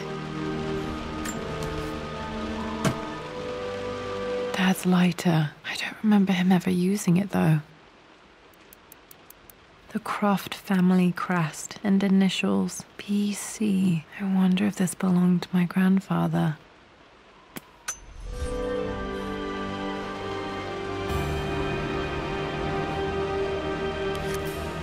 Okay, should be able to light the fireplace now. I've reached the monastery. As Roth predicted, it was hidden deep in the Himalayas. And now that I'm standing on these high stone walls, I am overwhelmed by the sheer beauty of the mountains that surround me. It is simply breathtaking. But what adds to their spiritual majesty is the truth of this place. The monks welcomed me, as is their way, but they seemed to expect me. They must have known someone like me would eventually come seeking answers. I know this is the place. They've conducted the ritual before. I have seen the evidence, the distinctive symbols carved into the floors, the art displayed on the inner chamber's walls.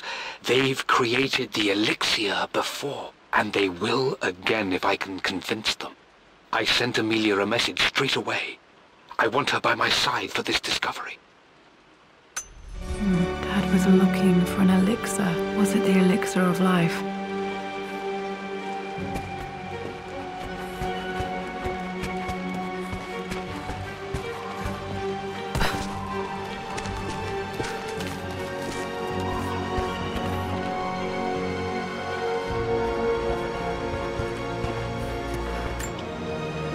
This picture was taken in the library.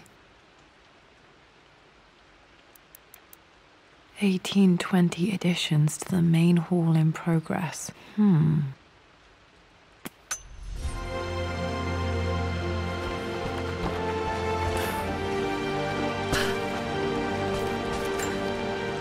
I remember this now. Each district in ancient Egypt had a symbol and a number. I always preferred these symbols to the actual number hieroglyphs. Now, let me see. These two myths are referencing the same source material. But where did I see this image? Dad, I think it's this one, in the chapter on Egyptian districts. Why, yes, I think you're right, Lara. I remember the page with the illustration of Ra. My goodness, you've been paying attention, haven't you? This could be an important breakthrough. Does this mean I'm your research assistant? That and more, my darling girl. Takes me. This was always one of my favorite books in this library. I used to trace hieroglyphs. Those were good times. The best times. One of Winston's notes. He always hid sweets for me to find.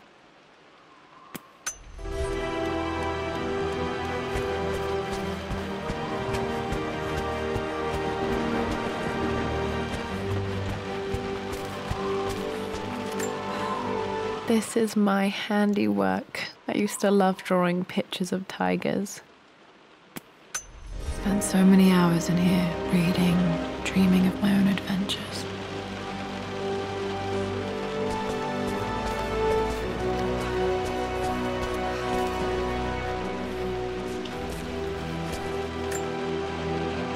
Took quite a tumble off of this old thing when I was a girl.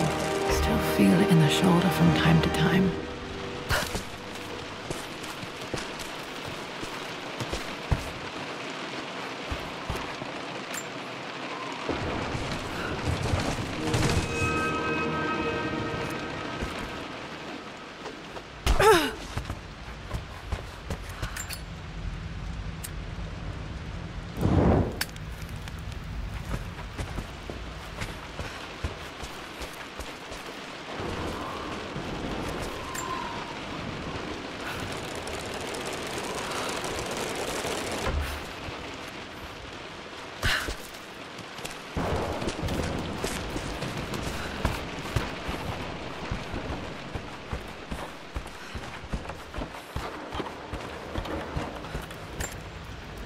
Blank, except for the image of a key.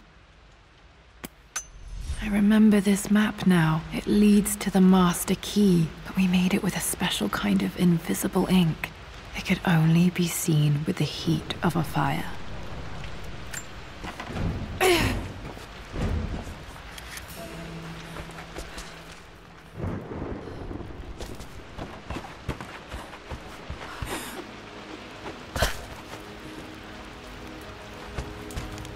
I can see the map. Looks like the key is hidden under a trunk near the bookcase. X marks the spot, as they say.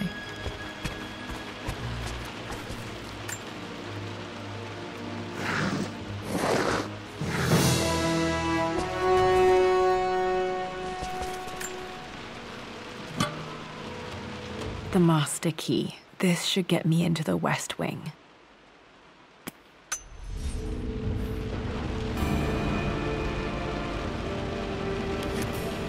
Alright, this should open most rooms in the manor, including the forbidden West Wing.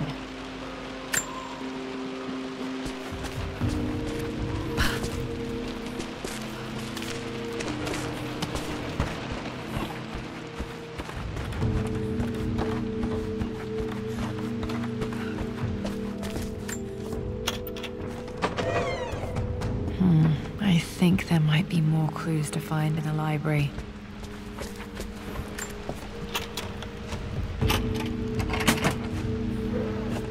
The Pharaoh's crown from my birthday treasure hunt. How old was I again? 6? 8? I think this hieroglyph corresponds to a number, but which one?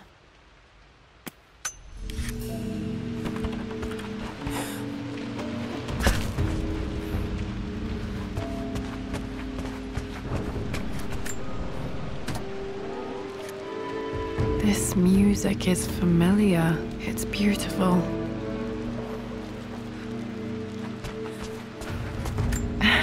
It appears Sir Reginald's helmet fell off. Or didn't I put it back properly?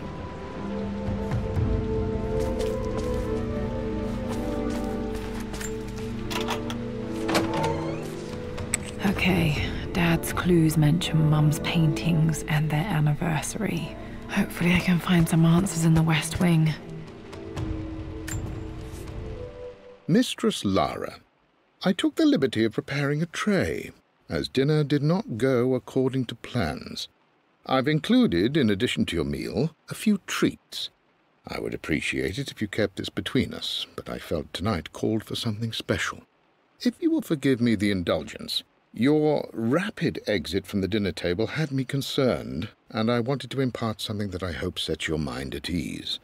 I have known your father for quite some time. There is an intensity to his passion that can be frightening, but I recognize that same passion in you. You're more like him than you know. Never doubt that he loves you more than his research, more than his artifacts, more than anything in this world. Storms pass, and tomorrow will be clear and blue again. When you have finished, please leave the tray outside. Be well. Yours, Winston.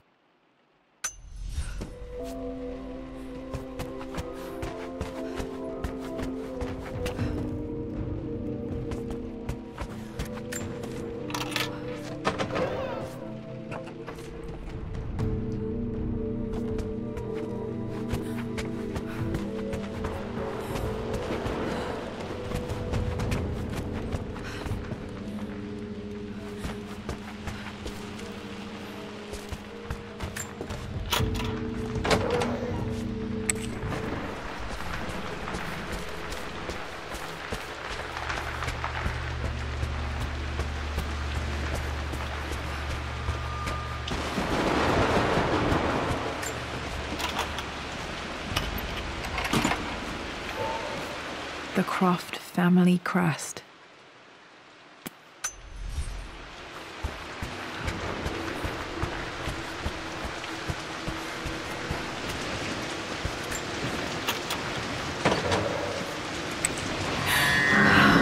Worse than I thought.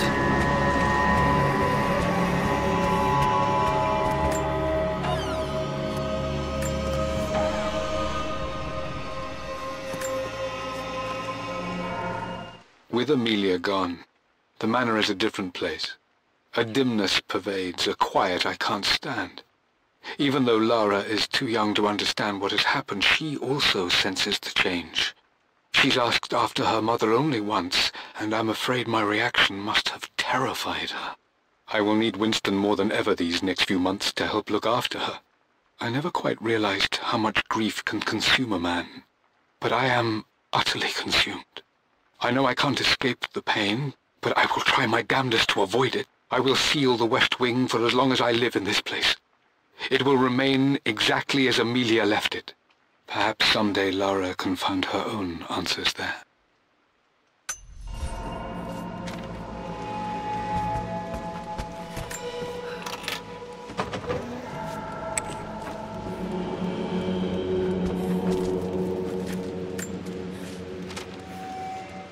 I believe it took this trip to push me over the edge.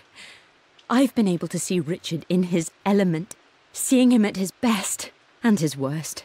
I've experienced the purity and chaos of his passion, and I came to realize I want his passion in my life every day. So it's done. Richard wanted to wait another 4 days until my birthday, but I wouldn't have it. Once I make a decision, I prefer to get on with it. So we found a small chapel in Luxor that was just right.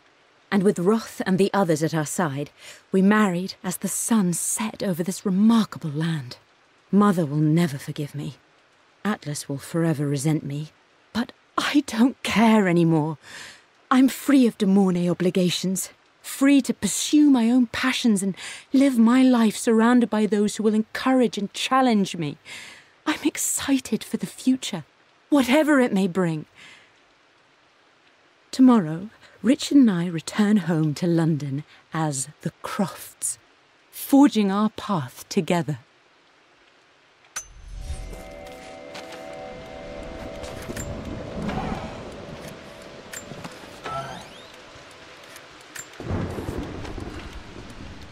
Amelia would not have approved.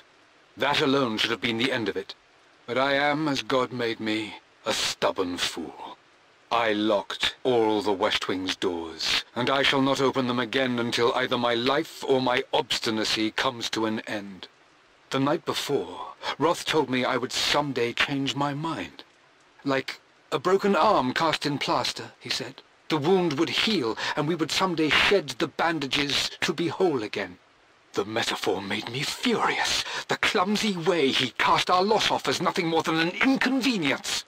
There is wisdom in his rough words, but I've done what I must. Perhaps one day, Lara will throw back the doors to let the sun shine in again. Maybe she will find her own sense of peace in this place. At least that old thing still works.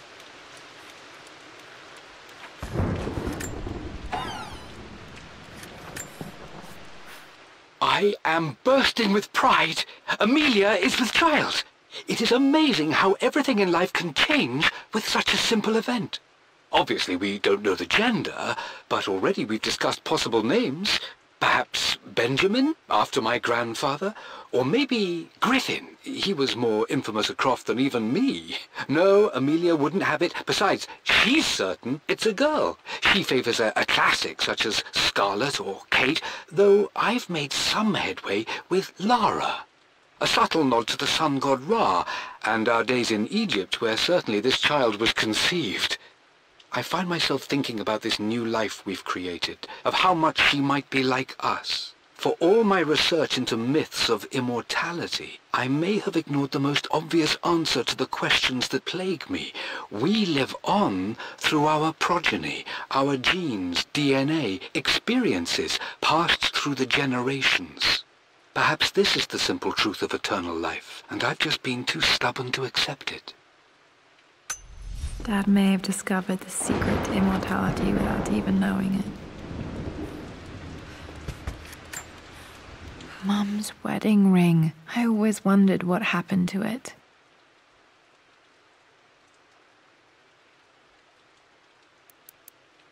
The inscription is faded.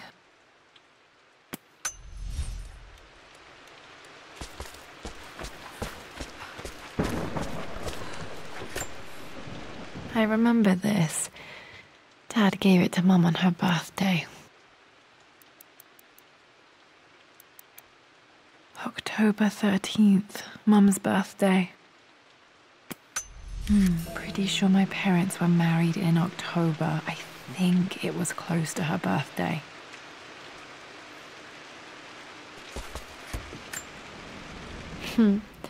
Mum, on her wedding day, she looks so beautiful. There's a date, October something. Damn, the number is faded. Their anniversary was in October, but which day? Oh, I can't believe I don't know this. There's got to be another clue somewhere.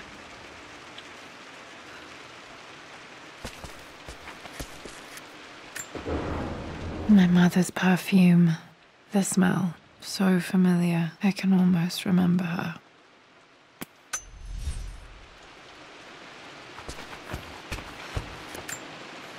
This is Dad. I suppose it's a family tradition, but I can't imagine having one of these made of me.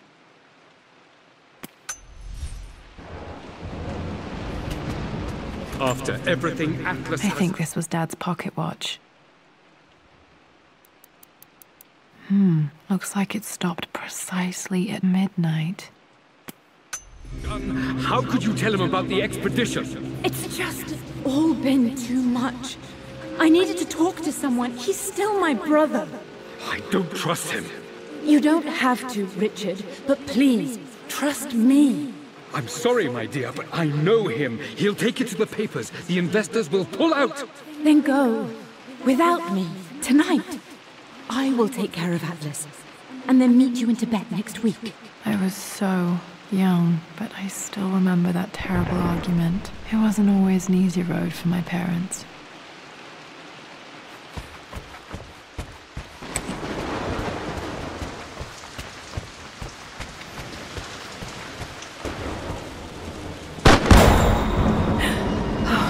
Okay, Lara, keep it together. You're starting to see things.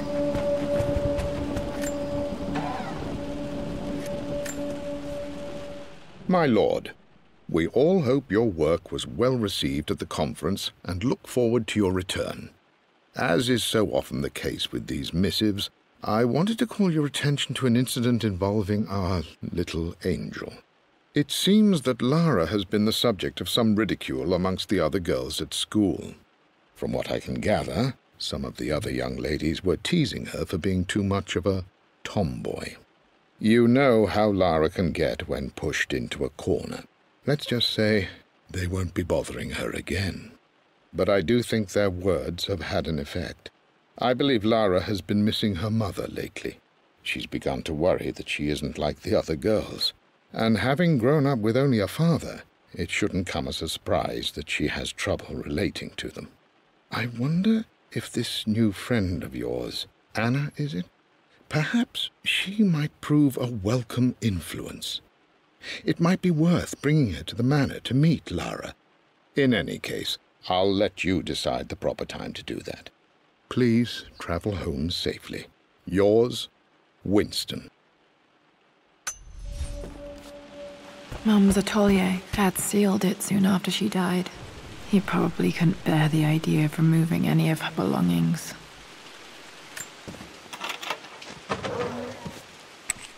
Untouched for years, exactly as she left it. I stood up to my family's criticism, stood in defense of Richard and our love. But as my new life began in Croft Manor, doubt set in. How could love flourish in these cavernous halls and endless passageways? Had I made a terrible mistake? I have never been more delighted to be wrong. Richard welcomed me to the manor, my new home, with a game. It was a clue, written in jumbled words from 5 different languages, but it pointed the way forward. The next clue was a seemingly blank piece of parchment in the kitchen, where the heat of a candle revealed a message written in lemon juice.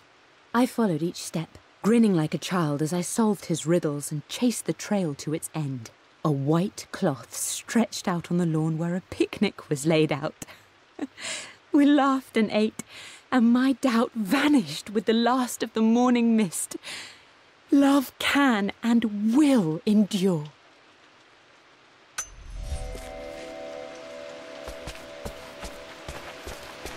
You've almost got it, darling. Here, let me show you. Like this, see? Well done, Lara. Well done. I wonder how my life would have been different had she lived.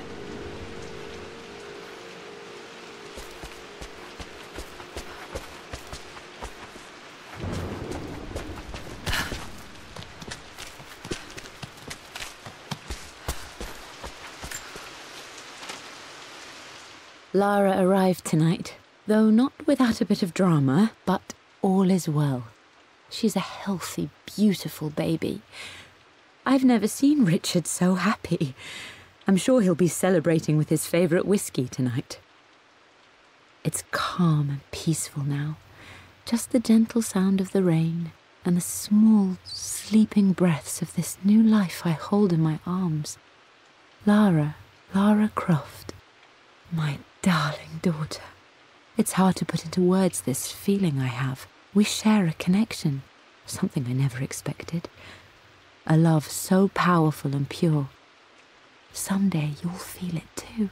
No matter where you go or where you find your place in this world, we will always have this connection.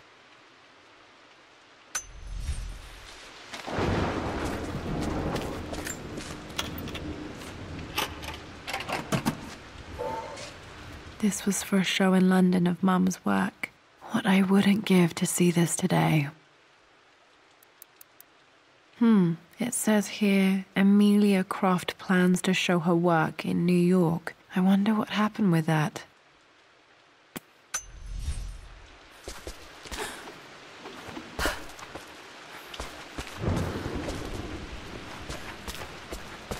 Mum's paintings. Which one was Dad's favorite?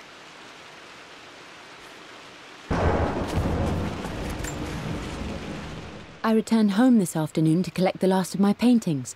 I suppose I should say I returned to my family's home. Atlas was there, in one of his foul moods, and even as he dripped venom for Richard with his cruel barbs, I could only laugh. To think that I once listened to my bitter brother in matters of my own happiness. My dismissal only served to infuriate him more.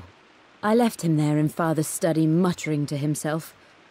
On the drive back, as Winston took a longer route through the country, I looked through my paintings, Richard's favourite one among them, a simple abstract with blocks of red. I smiled, thinking about giving it to him.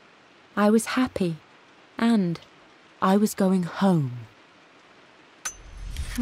Blocks of red. Dad's favourite painting. Maybe something about that painting will help me figure out the combination. Okay, back to the study to open that safe.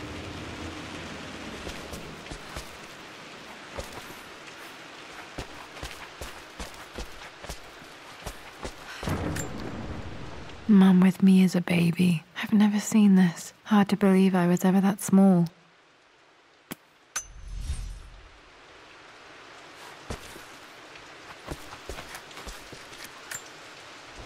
I don't have any memory of this. I wish I could remember doing this. Mum died too young.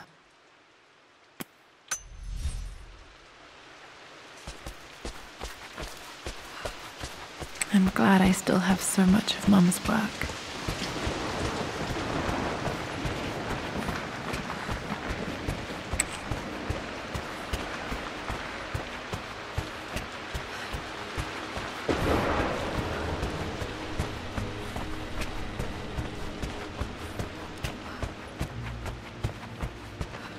Dad, what do you keep in there? Nothing too important, Lara. Estate business and such. If it's not important, then why bother putting it in a safe? I should know better than to try and pull one over on you.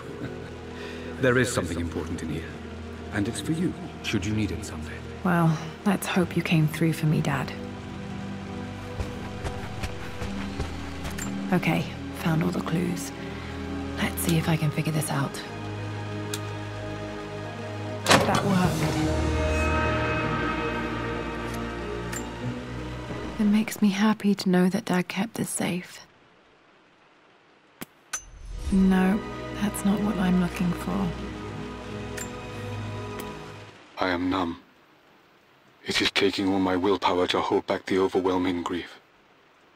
Amelia's plane crashed in the mountains. She died alone in the snow, waiting for me to find her. Oh God, not her, not now. I cannot accept it. Life without her is too painful to imagine.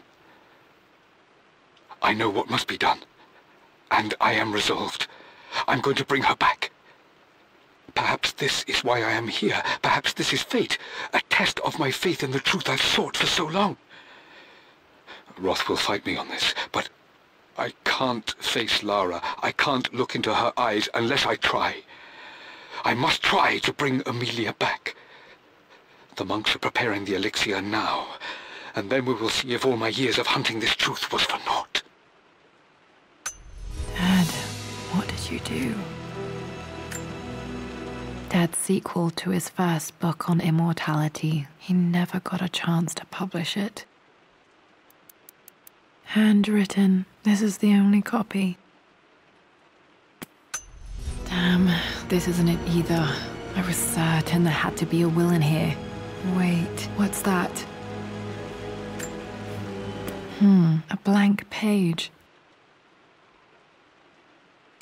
Dad must have left this for me. It has to be important.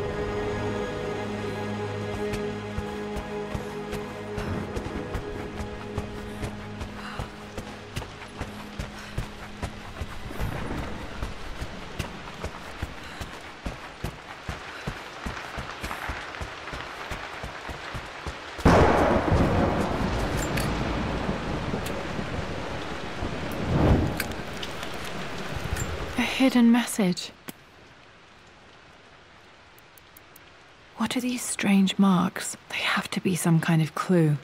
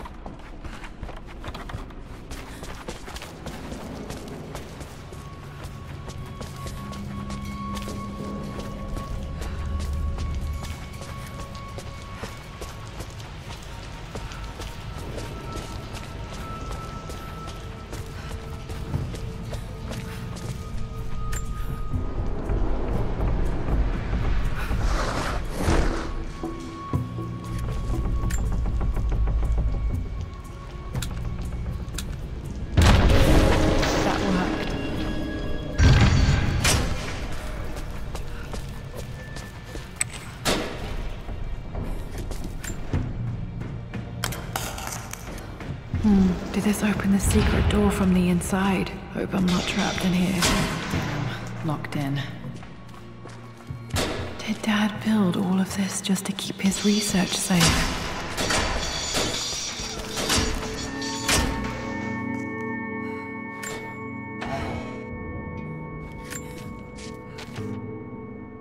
The renovations are proceeding in secret. The work crew Roth hired for the job have been paid handsomely to keep the details of the job out of the records, so I'm fairly confident no word will get out about what I'm doing. I've been careless with presenting my findings, attracting all the wrong sorts of attention.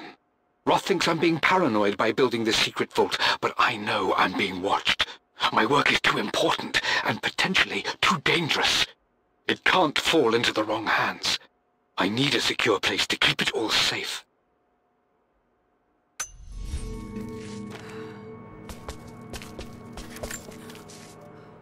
It's over. I have done all that I could, and my Amelia is still cold and dead. Roth first scowled at my designs. Then he pleaded with me not to go through with the ritual. Not because he feared it might work, but because he feared what I might do when it failed. And it has failed. There is no doubt in that. I prepared everything according to my research. When I dropped the stone into the elixir and held it to her lips, I thought for the barest moment that it had worked. The hour was midnight and my pocket watch stopped inexplicably. There was a charge in the air like the moment before a lightning strike. For a heartbeat, I imagined that my life was being drawn from me, as one empties a glass in order to be poured back into Amelia. I would have welcomed death if the last thing I saw were her eyes, clear and alive again. But the moment passed. Amelia is still dead, and I was no Orpheus. We will return to the manor and lay her to rest. I owe her that much. You brought her home. She's here, somewhere.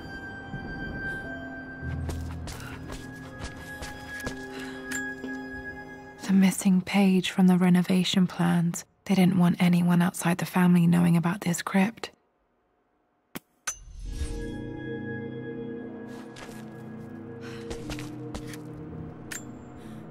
Dad's Tibetan scroll.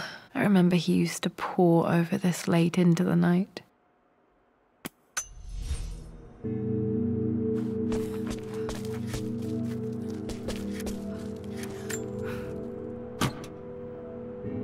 Might be able to use this to access other parts of the manor.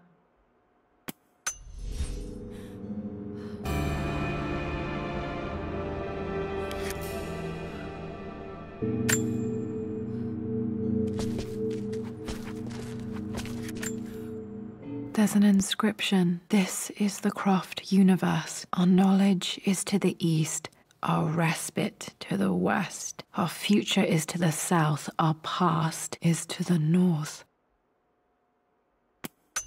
Our past to the north. Could there be something else beneath the manor?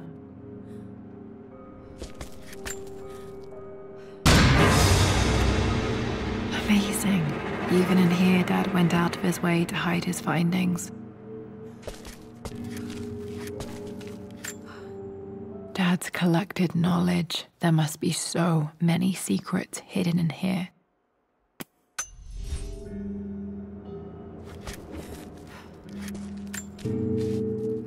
Richard, I tried to see you in person last week, but your manservant hustled me away like some common tout peddling silverware. He told me you are heartbroken and you're not yet ready to see visitors. He told me you blame yourself for your loss. Well, to that, I say, you had damn well better. I hope it hurts. I hope every moment of your life from this day forward is a ringing echo of loss. I hope you live just long enough to feel that pain grow when you hoped it would diminish, because you earned it. You stole Amelia from us. You ruined her reputation and poisoned her mind with a fantasy for children. In the end, you might as well have choked the life from her with your own hands. Do not contact me again, ever. But you must make arrangements for the future of your daughter. Have you considered perhaps it would be better if you followed Amelia sooner rather than later? As Lara's legal guardian, perhaps I could erase some of the damage you've already done to the poor girl. If not, I will do everything in my power to see to it that the Croft name is forgotten. Lara deserves better than you.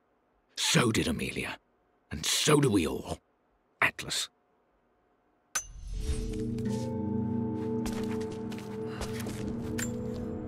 This was part of a set of statues Dad found in China. He thought it was linked to the Temple of Xian. Perhaps I should look into it someday.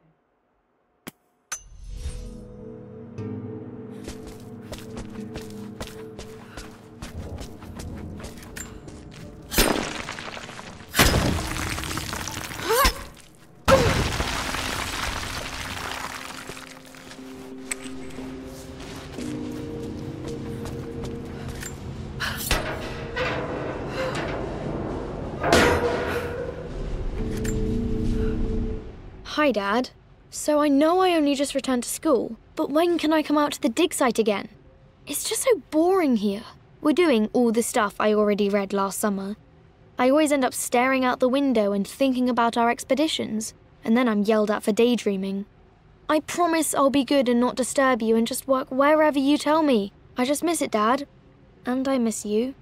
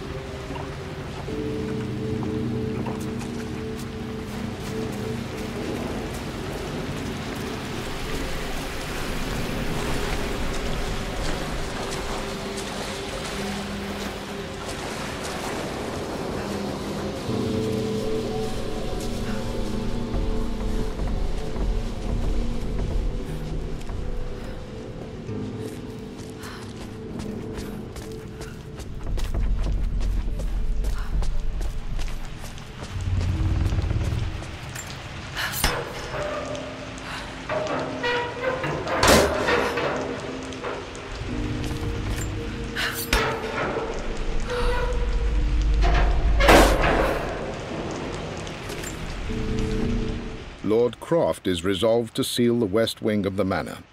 I try to talk sense into him, but he will not be swayed. And to make matters worse, I believe his experiences in Tibet have only further fueled the fire of his obsession. He's now up at all hours in his study, researching God knows what. And poor Lara, she is so confused. Too young to understand the tragedy that has befallen this great house. My dearest hope is that Lord Croft will emerge from his grief and embrace fatherhood and the love of his daughter. But I fear he may give in to his obsessive nature, that which Lady Amelia tempered in him so well. In any case, I will be a rock for young Lara. She will never sense tragedy and sorrow in me, only the love and support she deserves.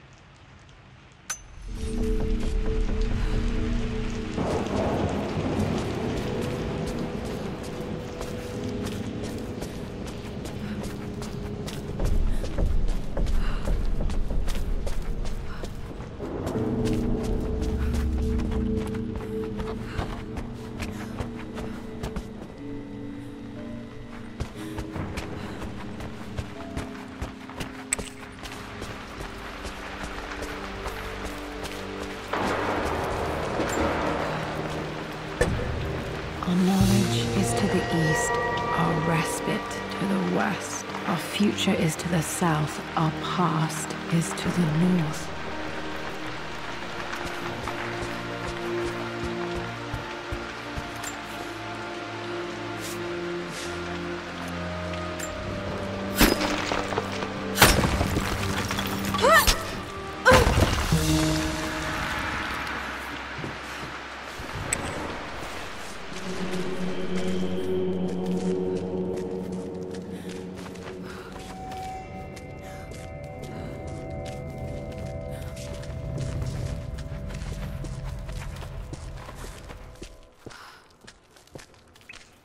Incredible. This crypt was here all along.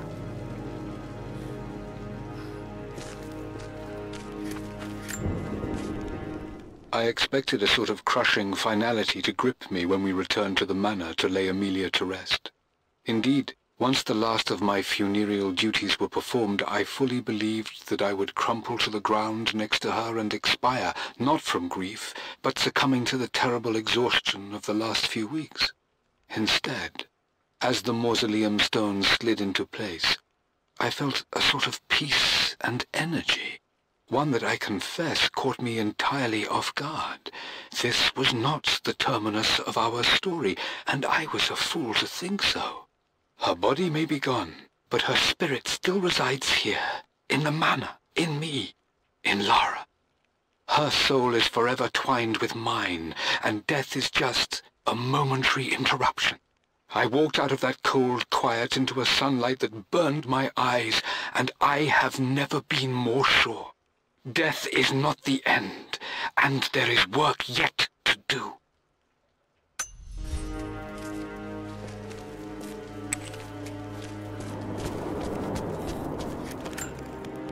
My great-grandmother Rose, nicknamed the Golden Rose for her perfect reputation.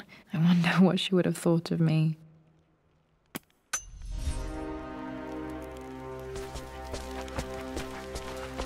My God, can it be? Dad, you did bring her home.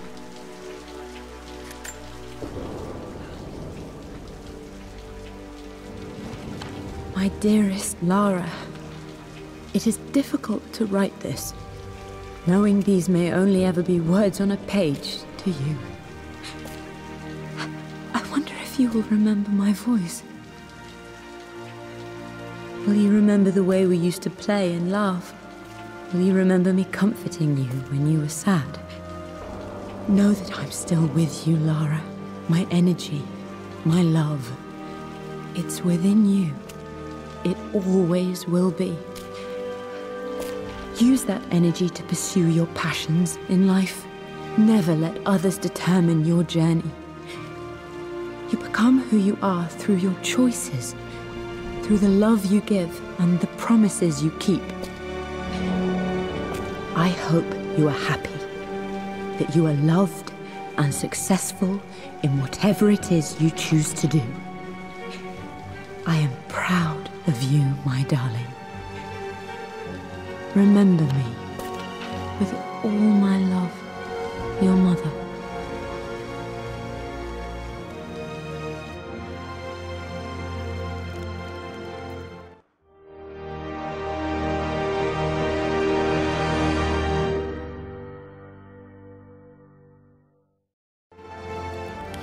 What's this? A letter.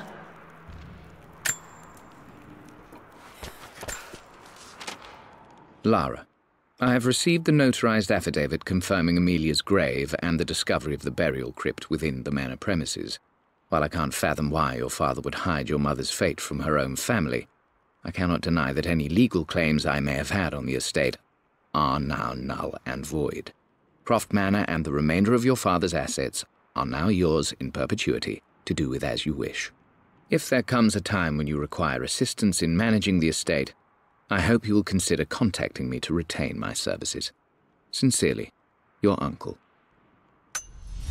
I've been so focused on defying my uncle, of fighting to keep his hands off this manor, that I never realized how much this place actually means to me. But since I've been here, I can feel the presence of my mother and father. I sense the entire history of my family and the deep roots we have in this place. I want to honor my parents. I want to honor all of my ancestors. The Croft family may be all but destroyed, but I will make our name and our home great again.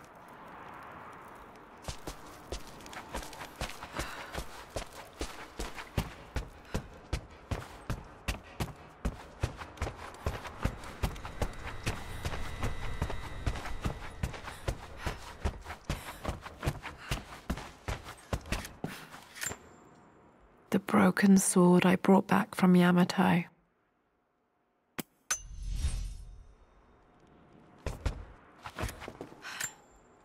The atlas, such an amazing piece of craftsmanship. Sophia insisted I take it home with me.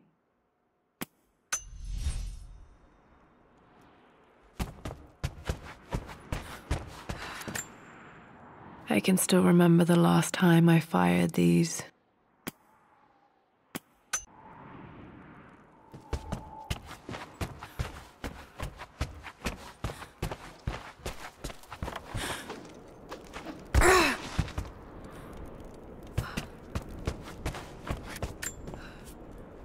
I always accepted that Richard's rather unorthodox research was just something I had to live with. But this time, the thrill of discovery has taken hold of me. I never imagined I could be drawn in this way. Richard cabled to tell me he's found the monastery. The symbol we deciphered in the scroll was the key to its location. I don't know if I honestly believe that this will lead to the fabled elixir of life, but I can't help but feel that a great secret awaits us there. My brother was threatening to shut down the expedition, but I managed to talk him down for the time being. Now I am going to meet Richard. I would bring Lara if I could, but she's still too young. She'll be in good hands with Winston, and when we return, her parents might just be a bit more famous.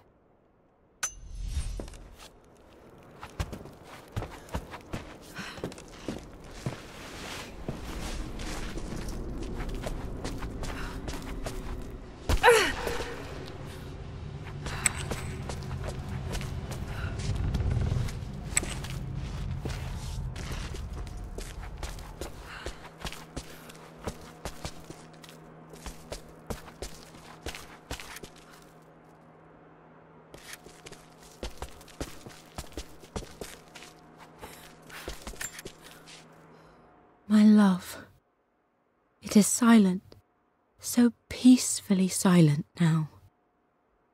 Even after the madness and chaos of the crash, I can't help but still wonder at the beauty of these mountains. I understand the magic that drew you here.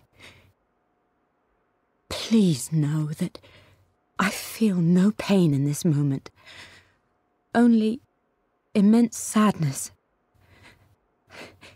Sadness that I couldn't see your smiling face once more. That I'll never meet the wonderful woman that our daughter will become. There is so much to say, but I'm tired. The sun is setting. The cold of night will overwhelm me. I know I will fall asleep soon, and likely never again awaken in this world. I'm scared. Richard? What lies beyond? You know I've always struggled with faith, so I'm holding on to yours for now. I'm holding on as best I can, my love. Become the father Lara deserves. Know that I will live on in her. Mum faced death alone. She was so brave.